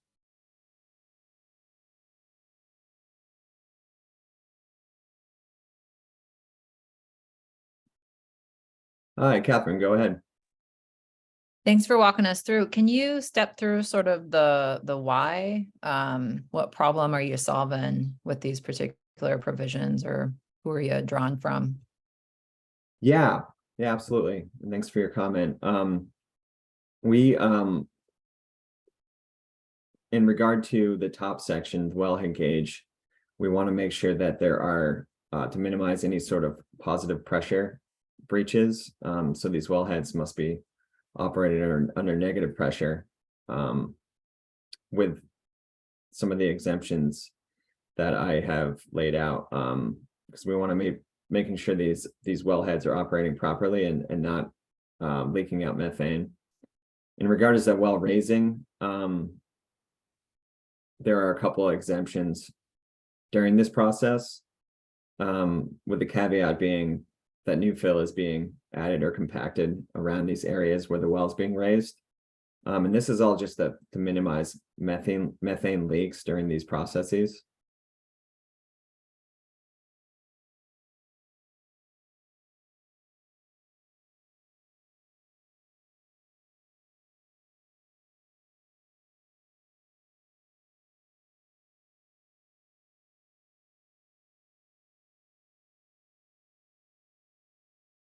Are there any other comments or questions on this language here?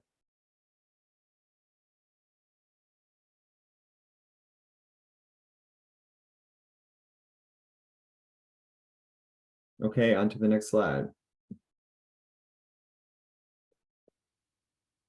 The repairs and temporary shutdown of the gas collection and control system. And this is section 0807 in our draft rule language. The requirements of sections 3A, 3B, and 6, and I discussed 3A and 3B on the last slide, do not apply to individual landfill gas collection system components that must be temporarily shut down to repair or modify components of the gas collection system, to connect new landfill gas collection system components to the existing system, to extinguish landfill fires, or if the MSW landfill engages in construction, active mining, or law enforcement activities, providing the following requirement is met.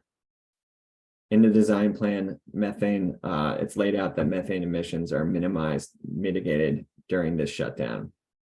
And just to clarify some of these activities below, when the landfill engages in construction, that's non-routine maintenance construction activities on site.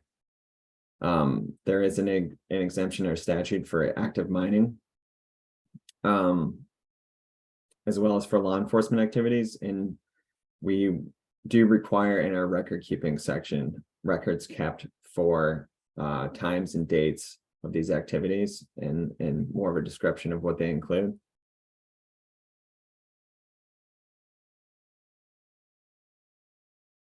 Are there any comments or questions on language on this slide?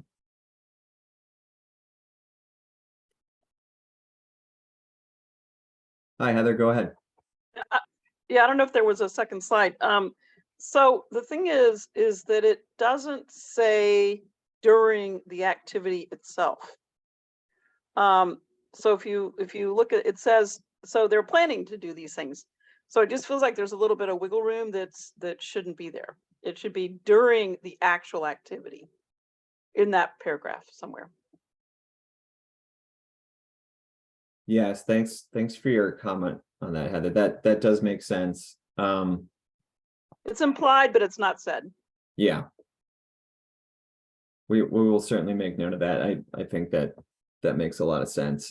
Just so we can get a timeline of when these activities take place, which is laid out more in our record section, but it should be in this section too.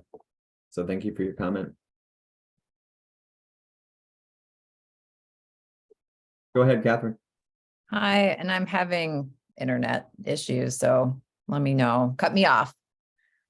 On this, I'm curious. I was also surprised you didn't have a bit more detail. That is the direction other state regulators are moving in.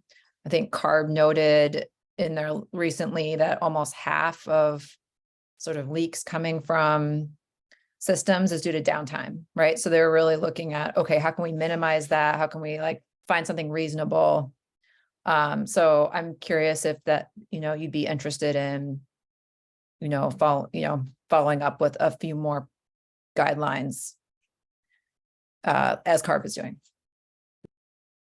Absolutely. Thanks for your comment on that. Do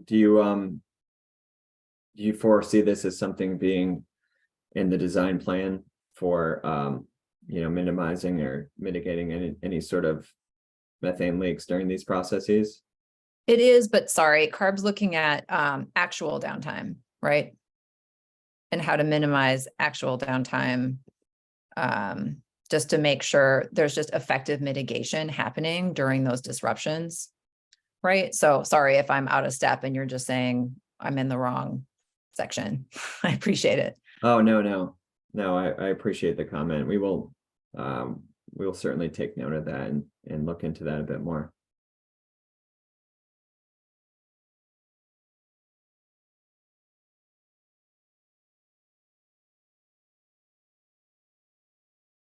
Okay, on to the next slide. I believe this is the last slide for the gas collection and control system. And this is in regard to permanent shutdown or removal of the gas collection and control system. So we are requiring that the collection and control system was in operation for at least 15 years, unless the owner or operator can demonstrate to the local authority that due to declining methane rates, the landfill will be unable to operate the collection and control system for a 15-year period. This is also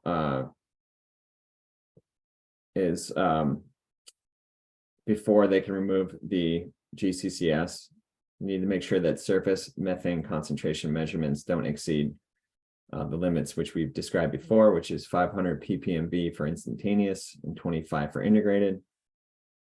And if an owner operator wants to shut down or remove a gas collection control system, they also need to submit an equipment removal report to the local authority. And that is in section 110 of our draft rule language.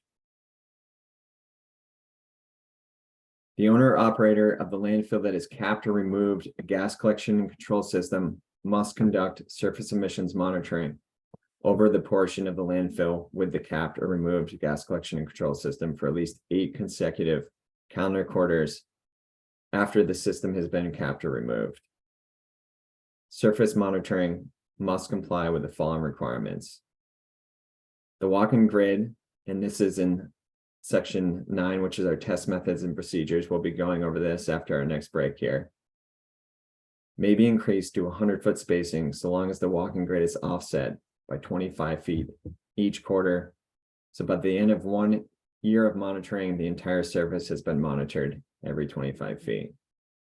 If there's any measured concentration of methane from the surface of the closed landfill that exceeds 500 for instantaneous or 25 for integrated, the owner operator must restart the operation of the gas collection and control system. So this is a monitoring requirement for these landfills that have removed the system. We want to make sure that they've removed the system and there aren't additional leaks. So this is to catch any sort of methane leaks post removal of the system.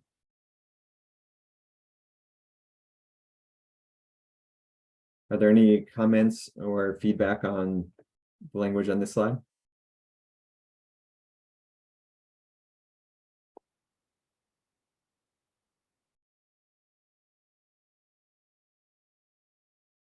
Go ahead, Heather. So where did the 15 years come from? Because, so you're saying that that it's after 15 years. But we know that methane is generated way past 15 years. And also things shift in the landfill. So I guess where'd the 15 years come from? Yeah, the 15 years is the CARB standard. I know, talking to California, the rulemaking team, they are looking into different requirements here. One of those being a methane content requirement, but there's not enough data at this point to support an actual methane content requirement for us to be, how do I say it, for us enough data to show that a limit should be made for the concentration. So we did keep California's 15-year requirement. Okay, but what are they doing for their new requirement? You said they're thinking about some new language. It seems like we need to be teeing up, as that person said before, lessons learned. And so lessons learned is they have some new language they're developing, so we should use that. No? Yeah, and I do agree with you, but when we talked to them about the methane content, they didn't have a number that they were sure on at this point. This was a couple weeks back. I'm not sure how far they are in their process. I know they haven't amended their rule yet. So as far as I know, they don't have a number to go off of yet.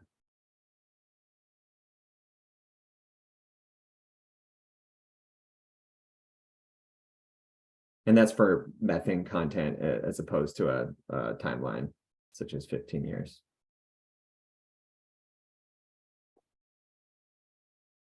Yes, Catherine.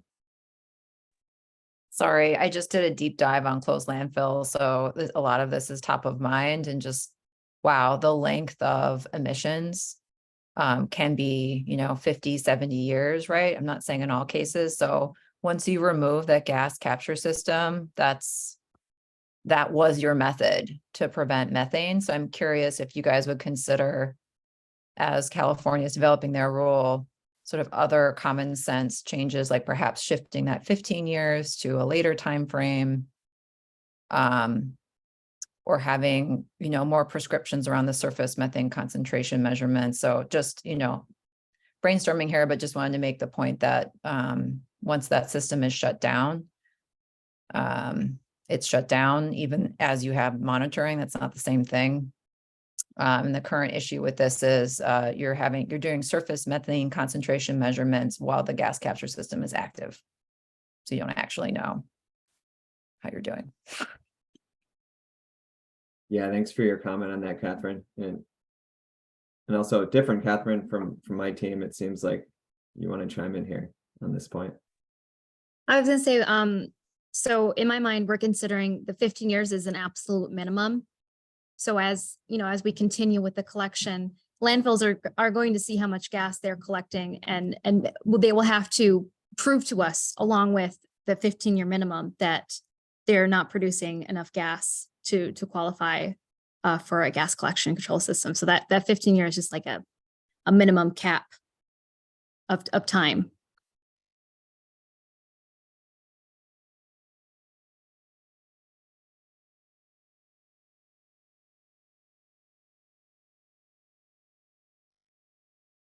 It's not really written that way. Seems like it should be rewritten a bit to make that point a little stronger, and then add the performance standard from California. We will certainly make note of these comments, and I appreciate both of your comments on this timeline, and also reconnect with CARB to see if they have any sort of additional information on how far they've gotten in their process.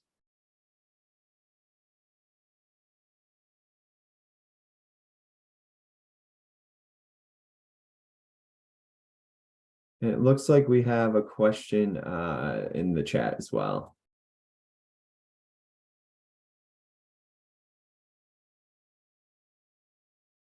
And I can. Yes, sorry, I can read that out. From Sue Ellen, my understanding is that landfill gas collection wells can be susceptible to flooding, which can make them less effective. Is that addressed in monitoring requirements?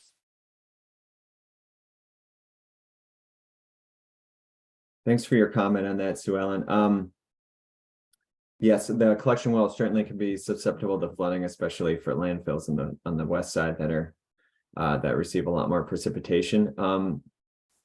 We have looked into some requirements for flooding these wells, but as a team, we've decided that some of these operational requirements for these wells, and just operational requirements for landfills in general that come out of the solid waste management regs, it would be better left to those landfill or those regulations from the solid waste management program, because we don't want to write any rules that could conflict with those rules. And we also, on this point, we know that if I hope I'm not making an assumption here, but that if a well is flooded at a landfill site, landfills already have some design operational requirements and processes to remove the water, just so that these collection systems would be operating properly. I mean, it's certainly something we can look into, though, moving forward.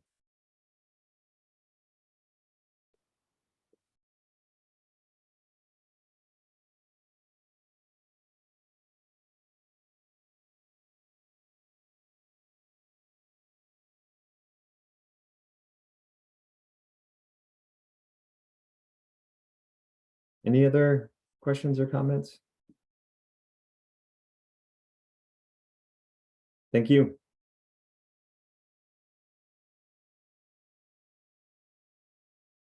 Okay, on to our next slide. So that was our gas collection, and control system requirements language. We discussed the requirements of a design plan, operation of flares, source testing requirements, wellhead operation requirements, and requirements for shutdown removal of the gas collection and control system. And we can certainly go back to any of these slides and discuss further, or just field any general questions or comments at this point that you all might have.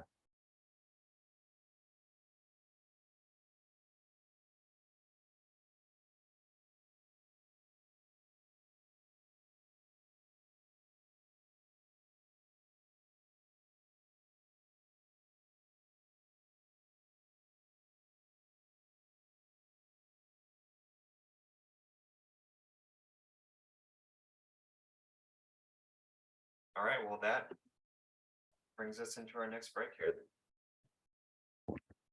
All right, so my clock says 11:15. Let's plan to meet back here at 11:25 for the last stretch of our meeting today.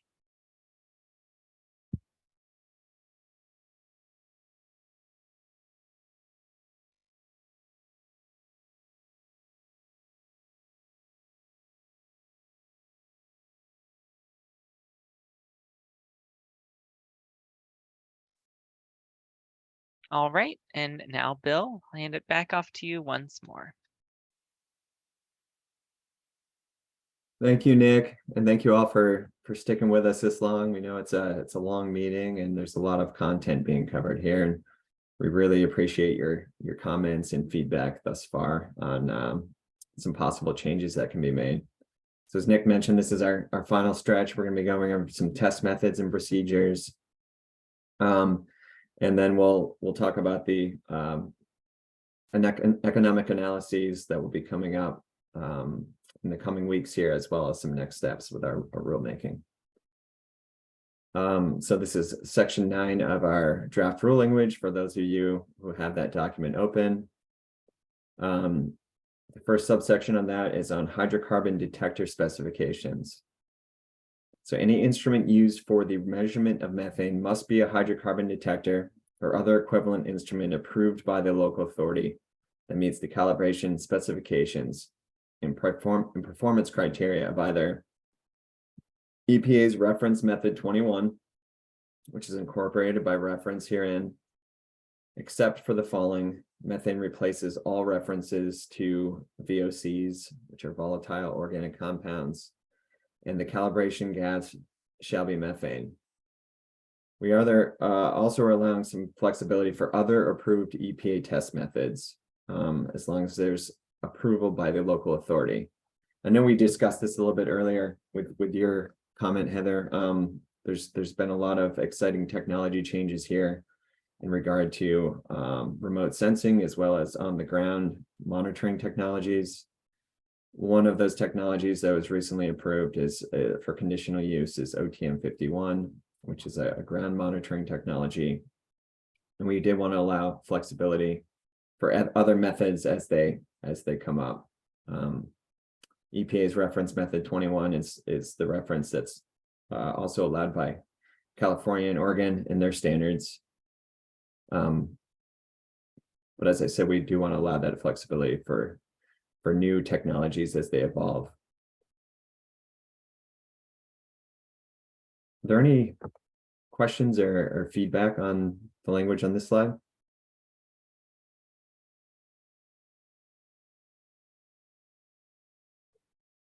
Yes, Catherine.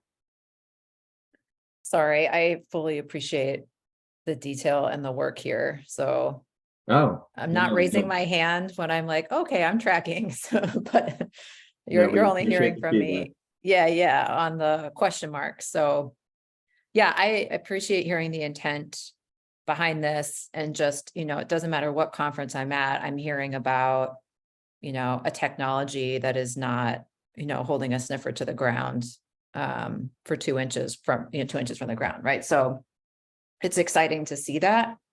But I'd say, like, I just note, CARB is moving ahead with fully vetting an approach to incorporate drones, right? They're not waiting for a someone to propose it to them, right? So I'd offer like that is an approach you guys should seriously consider. And the only reason I mention that is because we're all out there to get the best result possible. And that comes with having a comprehensive, safe method to do it. So it's not just drones. There's definitely other technologies. You haven't mentioned satellites or sort of that third-party air flight, which is obviously less, well, it's a completely different technology, and less frequent. But I just really appreciate Ecology's holding that thought leadership position, because if you aren't, I don't think it's fair to assume the local authority will. Thanks for your comment and feedback on that, Catherine. Yeah, and I do agree. Some of the older methods of having personnel going around the site and using a hydrocarbon detector, can be more timely, less cost effective and unsafe in some ways. We are still looking into how do we allow that flexibility for the newest in technology and the best in technology. So we will certainly look into that more. I know there's a lot of exciting stuff out there, like what Carbon Mapper is doing with their remote sensing technology and all of that.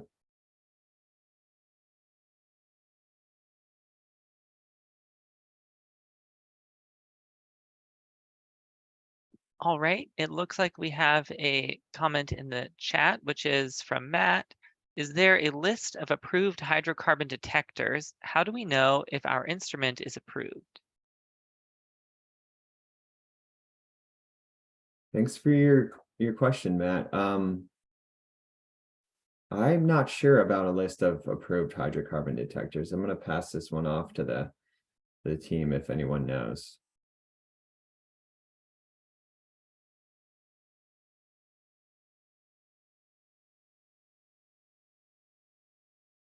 As far as I'm aware, so any EPA approved method 21 hydrocarbon detector that has been calibrated for methane detection should be appropriate. Thanks, Catherine. And so that'd be 40 CFR Part 60 Appendix A.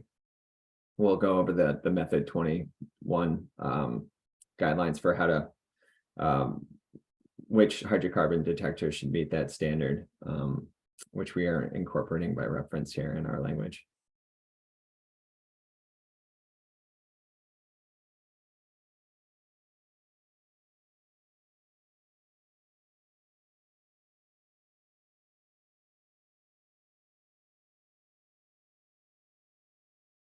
It looks like we have a comment from Steve on the chat here.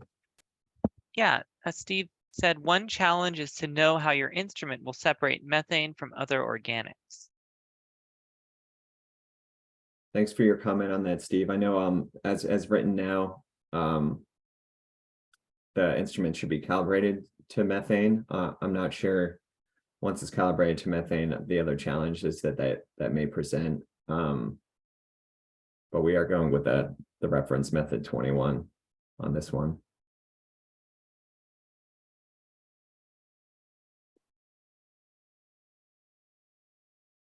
Thank you for your comment.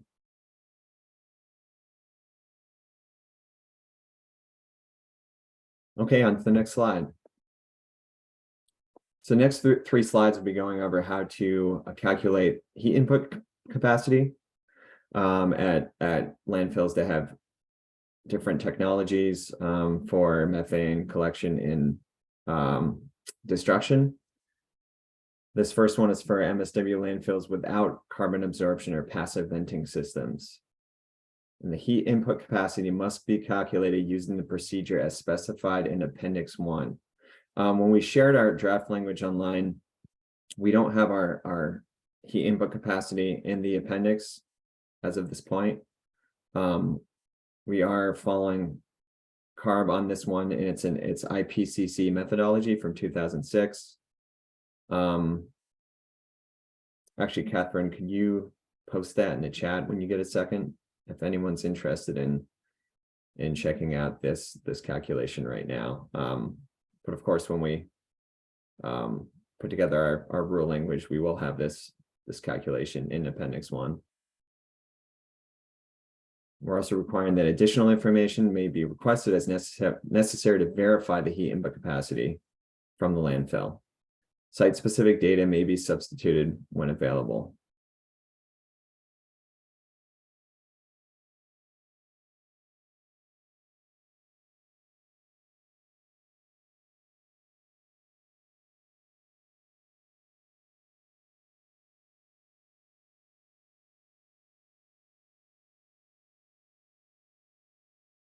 And it looks like we have a question in the chat here, Nick. Thanks, Bill. Catherine asks, are you following CARB on the carbon absorption / passive venting systems language / difference? Understanding the source or reasoning would be helpful. Thanks.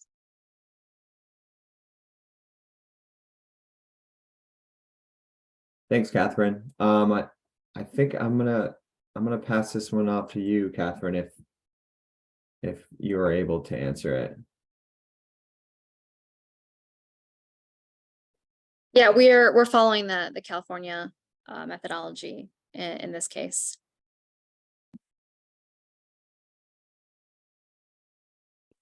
Thanks, Catherine. Yeah, and this is for landfills without the carbon absorption or passive venting systems. And the next 2 slides will be covering different calculations for other types of systems. On to the next slide, please, Nick. So this is for our landfills with carbon absorption systems. The landfill gas heat input capacity must be determined by measuring the actual total landfill gas flow rate in standard cubic feet per minute using a flow meter or other flow measuring device, such as a standard pitot tube and methane concentration, and percent by volume using a hydrocarbon detector meeting the requirements of the section we already outlined, which is EPA's method 21. The total landfill gas flow rate must be multiplied by the methane concentration and then multiplied by the gross heating value of methane of 1012 British thermal units for SCFM determined the landfill gas heat input capacity. And this is for landfills with carbon absorption systems. Are there any questions or feedback on this language?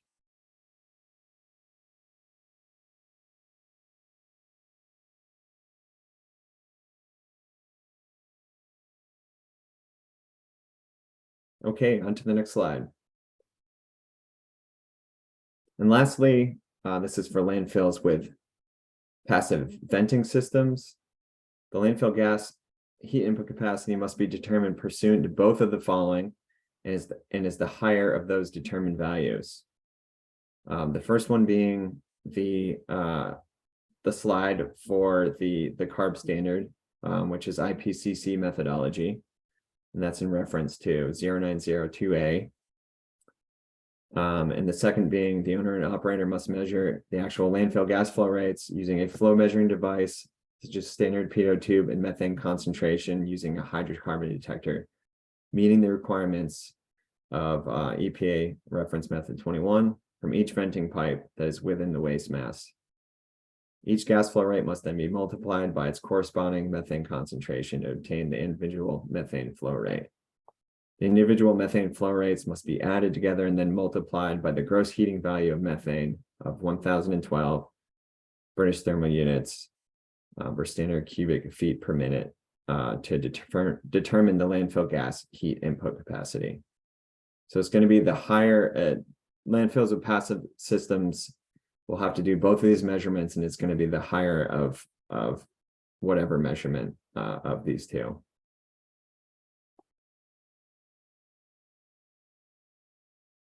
Any questions or comments on this measurement for passive venting systems?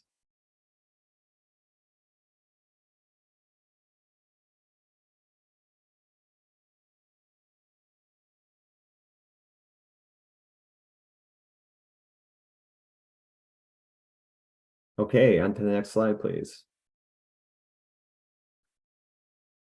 It's going over some test methods and procedures for surface emissions monitoring. The entire landfill surface must be divided into individually identified 50,000 square foot grids. The grids must be used for both instantaneous and integrated surface emissions monitoring. Testing must be performed by holding the hydrocarbon detector's probe within 3 inches of the landfill surface while traversing the grid. The walking pattern must be no more than a 25-foot spacing intervals and must traverse each monitoring grid. If the owner operator has no exceedances of 500 ppmv by instantaneous surface monitoring or 25 ppmv for integrated after any 4 consecutive quarterly monitoring periods, the walking pattern space may be increased to 100-foot spacing intervals. The owner operator must return to 25-foot spacing intervals upon any exceedances of the 500 for instantaneous or 25 for integrated that cannot be remediated within 10 calendar days.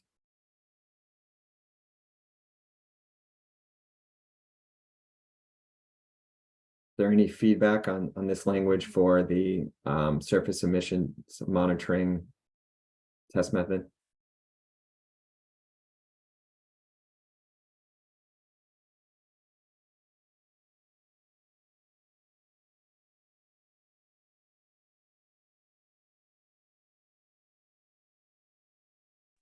Yes, Catherine.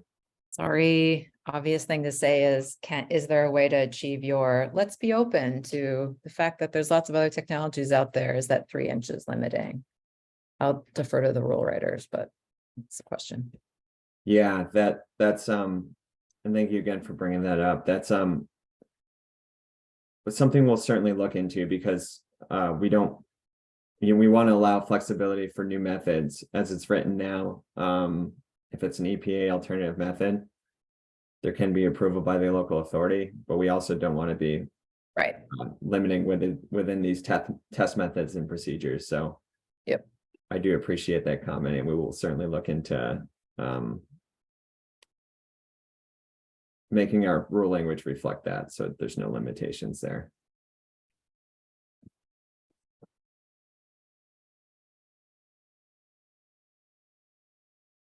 Okay, next slide, please.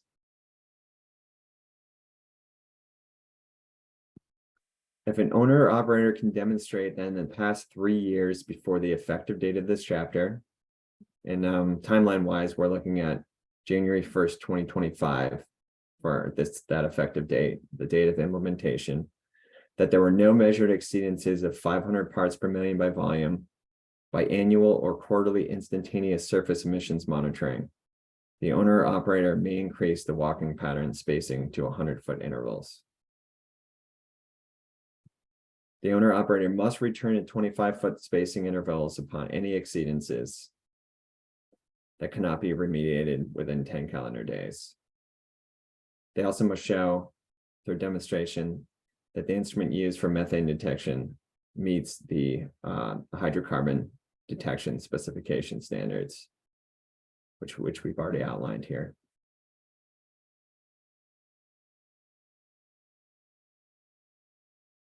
Are there any questions or comments on the language on this slide?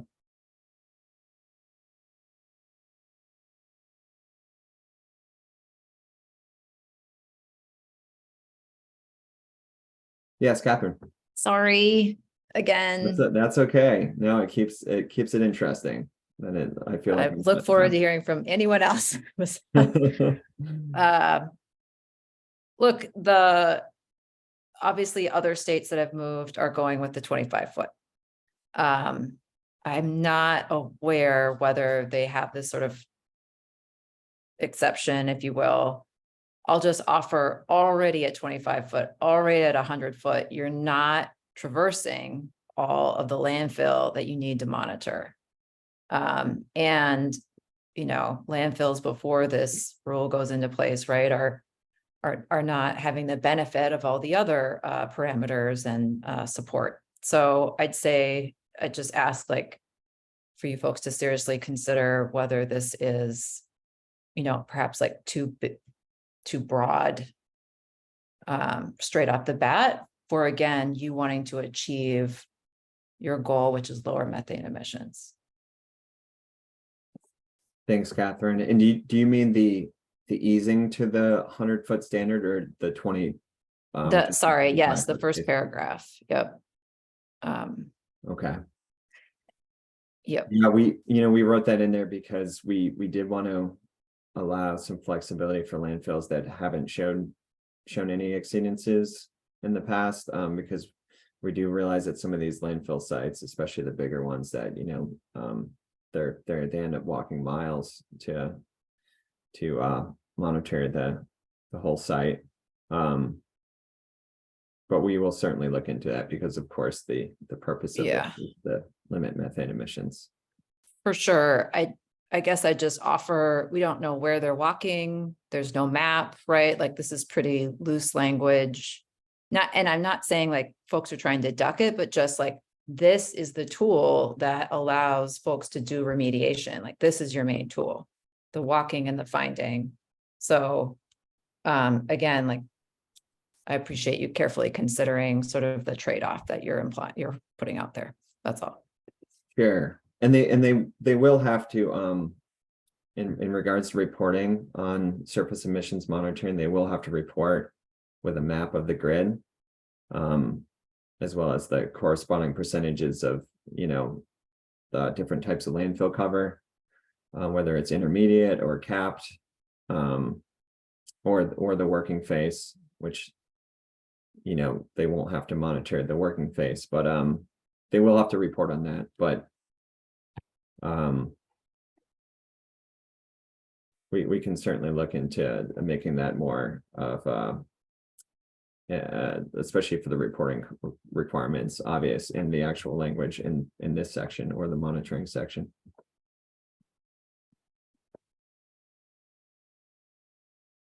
Hi, a question from Sue Ellen.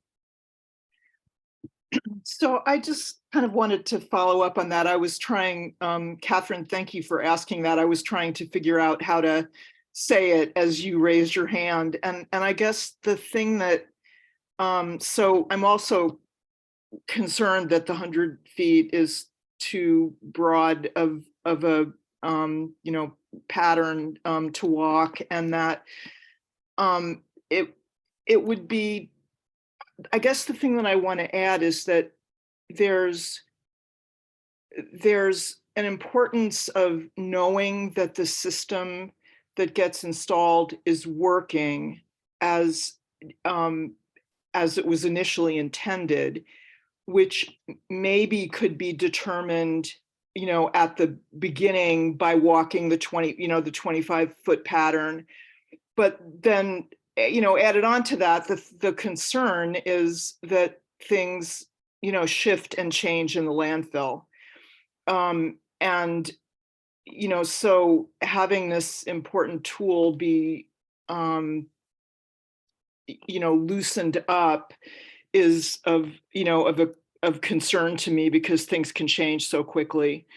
And then the conversation about maps again, maybe I'm remembering the wrong section, but my understanding is that for a lot of these maps, they need to be developed but not submitted. And if they're submitted in an annual report, that's really different than getting a submission to ecology and having it approved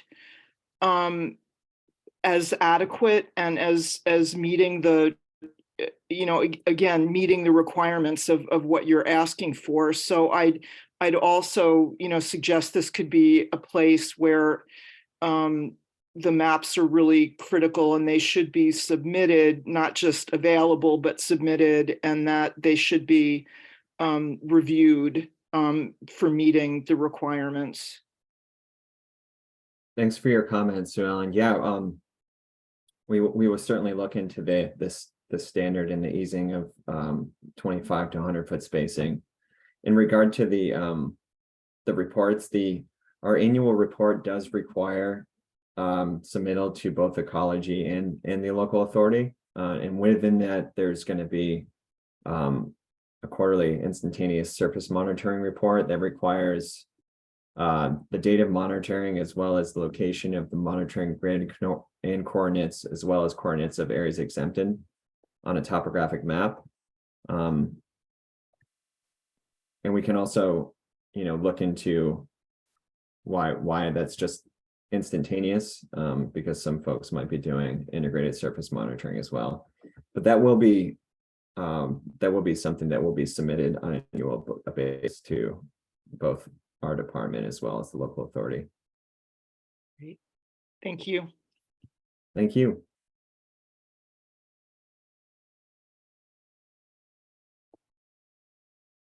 Okay, on to our next slide here. So this is that procedures for instantaneous surface monitoring. The owner operator must record any instantaneous surface monitoring readings of methane of 200 ppmv or greater, other than non-repeatable momentary readings. And the non-repeatable momentary readings is something we have defined in our definitions. Surface areas of the MSW landfill that exceed a concentration limit of 500 ppmv must be marked and remediated pursuant to section 7.1a. That's in our monitoring section, which we've outlined. The owners and operators have 10 days to remediate any sort of exceedances.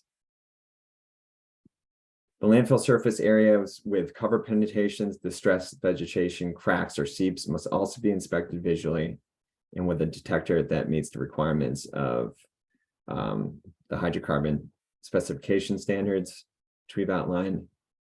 And during instantaneous surface monitoring, the wind speed must be recorded during the sampling period.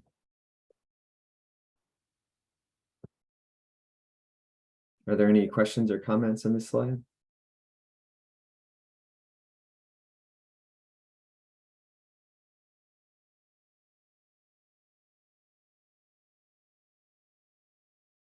Okay, on to the next slide. This is procedures for integrated surface monitoring. Integrated surface reading must be recorded and then averaged for each grid. Individual monitoring grids that exceed an average methane concentration of 25 ppmv must be identified and remediated pursuant to standards like the instantaneous surface standards. 10 days to remediate. Wind speed must also be recorded during the sampling period for integrated.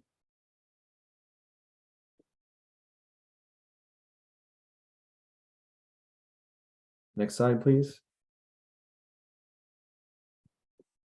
Determine, so the gas GCCS leak procedures and determination of gas generation flow rate. Two different sections here. The owner or operator of a landfill must measure leaks using a hydrocarbon detector, meeting the requirements of the hydrocarbon specification standards.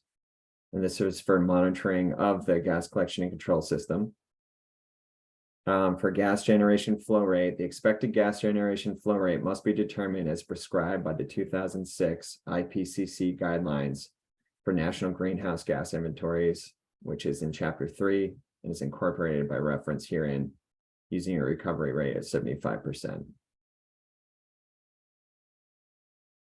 Are there any questions or feedbacks on this slide? Yes, Catherine.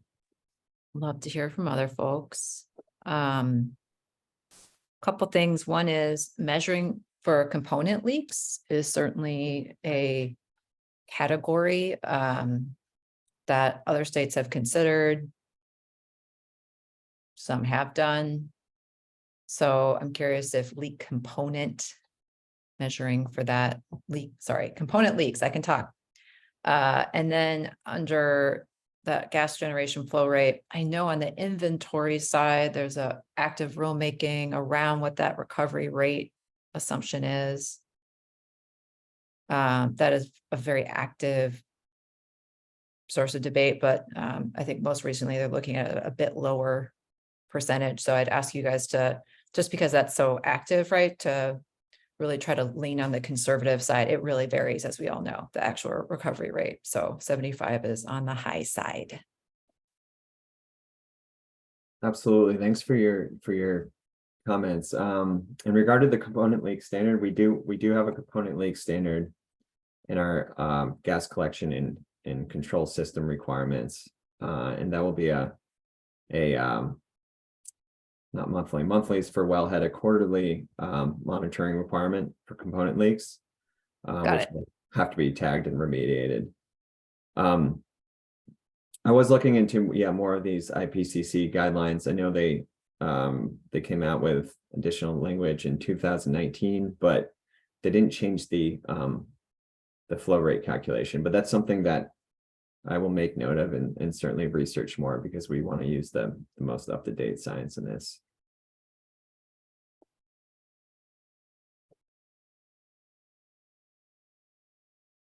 Okay, on to our next slide. Control device destruction efficiency. For enclosed combustors, one of the following methods must be used to determine efficiency of the control device, reducing methane by at least 99%, or outlet methane concentration for lean bird engines to less than 3,000 ppmb. Dry base is corrected to 15%. And these are the 4 methods that would be allowed to use it. They're all EPA reference methods. We've also posted the destruction efficiency calculation here. Open flares must meet requirements of 40 CFR 6018, which we've already covered here in our gas collection and control system requirements. On to the next slide, please. Gauge pressure and alternative test methods. So we're almost done with our test methods and procedures here. Determination of gauge pressure must be used using a handheld manometer, magnehelic gauge, or other pressure measuring device approved by the local authority. And this is language from our law. Alternative test methods may be used if they are approved in writing by the local authority. Yes, I see a question from Heather. Yeah, and I can see we're running out of time. We'll send a detailed letter with our comments, more comments, and also, particularly wanting you to be the most up to date on these things. This is where that barometric pressure comment that I made earlier fits in, and then also alternative test methods fits in. So we'll send more comments later. Thanks, Heather. Yeah, I appreciate that. Next slide, please. This is all language from our law, so I'm going to skip this slide just for time's sake here. But this is rulemaking, or section 120 of our rule. It's also statutory language.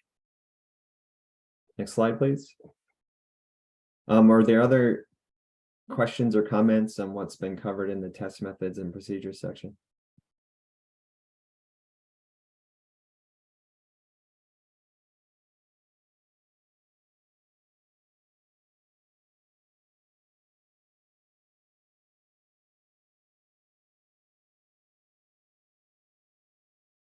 And I encourage other folks, as Heather mentioned, she will be submitting an informal comment. We certainly encourage others to submit informal comments on our e-comment site. We'll have a link posted that on one of our slides we'll be covering here shortly. But we've also appreciate all of your feedback during the meetings here as well. All right, on to our last handful of slides here. So just quickly on our economic process. Before we propose this rule, our economics team will hold a preliminary regulatory analysis period. It's an 8-week period where they do 3 economic analyses. And our rulemaking has to follow APA and Regulatory Fairness Act guidelines, which say the benefits of the rule must exceed the likely costs. The rule requirements must be the least burdensome. And ecology must take all legal and feasible steps to reduce proportionate costs in small businesses. Next slide, please. We will be sending out an economic survey, a survey for feedback from you all on costs, and we're looking to landfill specifically on this, any sort of costs that they may incur based on this rulemaking. This information will be very helpful for our economics team as they do their analyses. So there'll be more to that to come. We're going to send this survey out on July 10th, and we're going to keep it open for a month before our team does their economic analysis. These will be some of the questions as well as others on that survey. But we want to put this slide up here on our slide deck just so folks can mull it over before we send out our actual survey. Next slide. Is our timeline. This is our third public meeting. We are going to be looking to propose rule language in October, which will open a public comment period. We'll hold public hearings. We're looking out to April of 24 to adopt rule language. And then, as I mentioned before a few times, January 1st, 2025 for implementation. Next slide. So our next steps, our comment period has been extended through July 21st for any sort of feedback on our rule. So please submit informal comments. We really appreciate them. As I mentioned, the economic survey will be sending out on July 10th. Our economics team will be doing some analyses from August to October, pre-proposal of our rule, and then we'll be looking to propose this rule in October. Next slide. Here's contact information for myself, Catherine, and Nick. And next slide.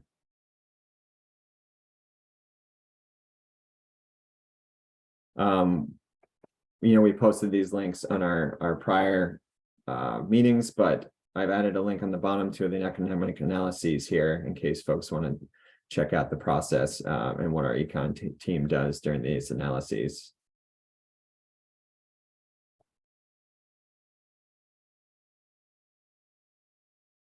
And this is, we'll be posting this, thanks for posting contact information, Nick. We'll also be posting this slideshow on our webpage here shortly. Our previous two presentations, which are on our webpage, also has all the contact information. And reach out to me at any time with questions or comments on this rulemaking. The third link here is a link on how to submit informal comments.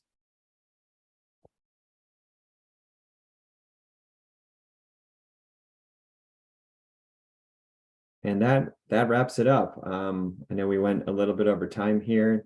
I appreciate you all hanging with us for the last 3 hours. I know it was content heavy, and we really do appreciate all the comments and feedback, though. Thank you all so much again for taking your morning to share your thoughts and expertise with us. We really appreciate it. I'm going to stop the recording now, and then I'm going to close down the meeting. So thank you once again for joining us. And we'll look forward to hearing more from you in future rulemaking phases and processes. Thank you.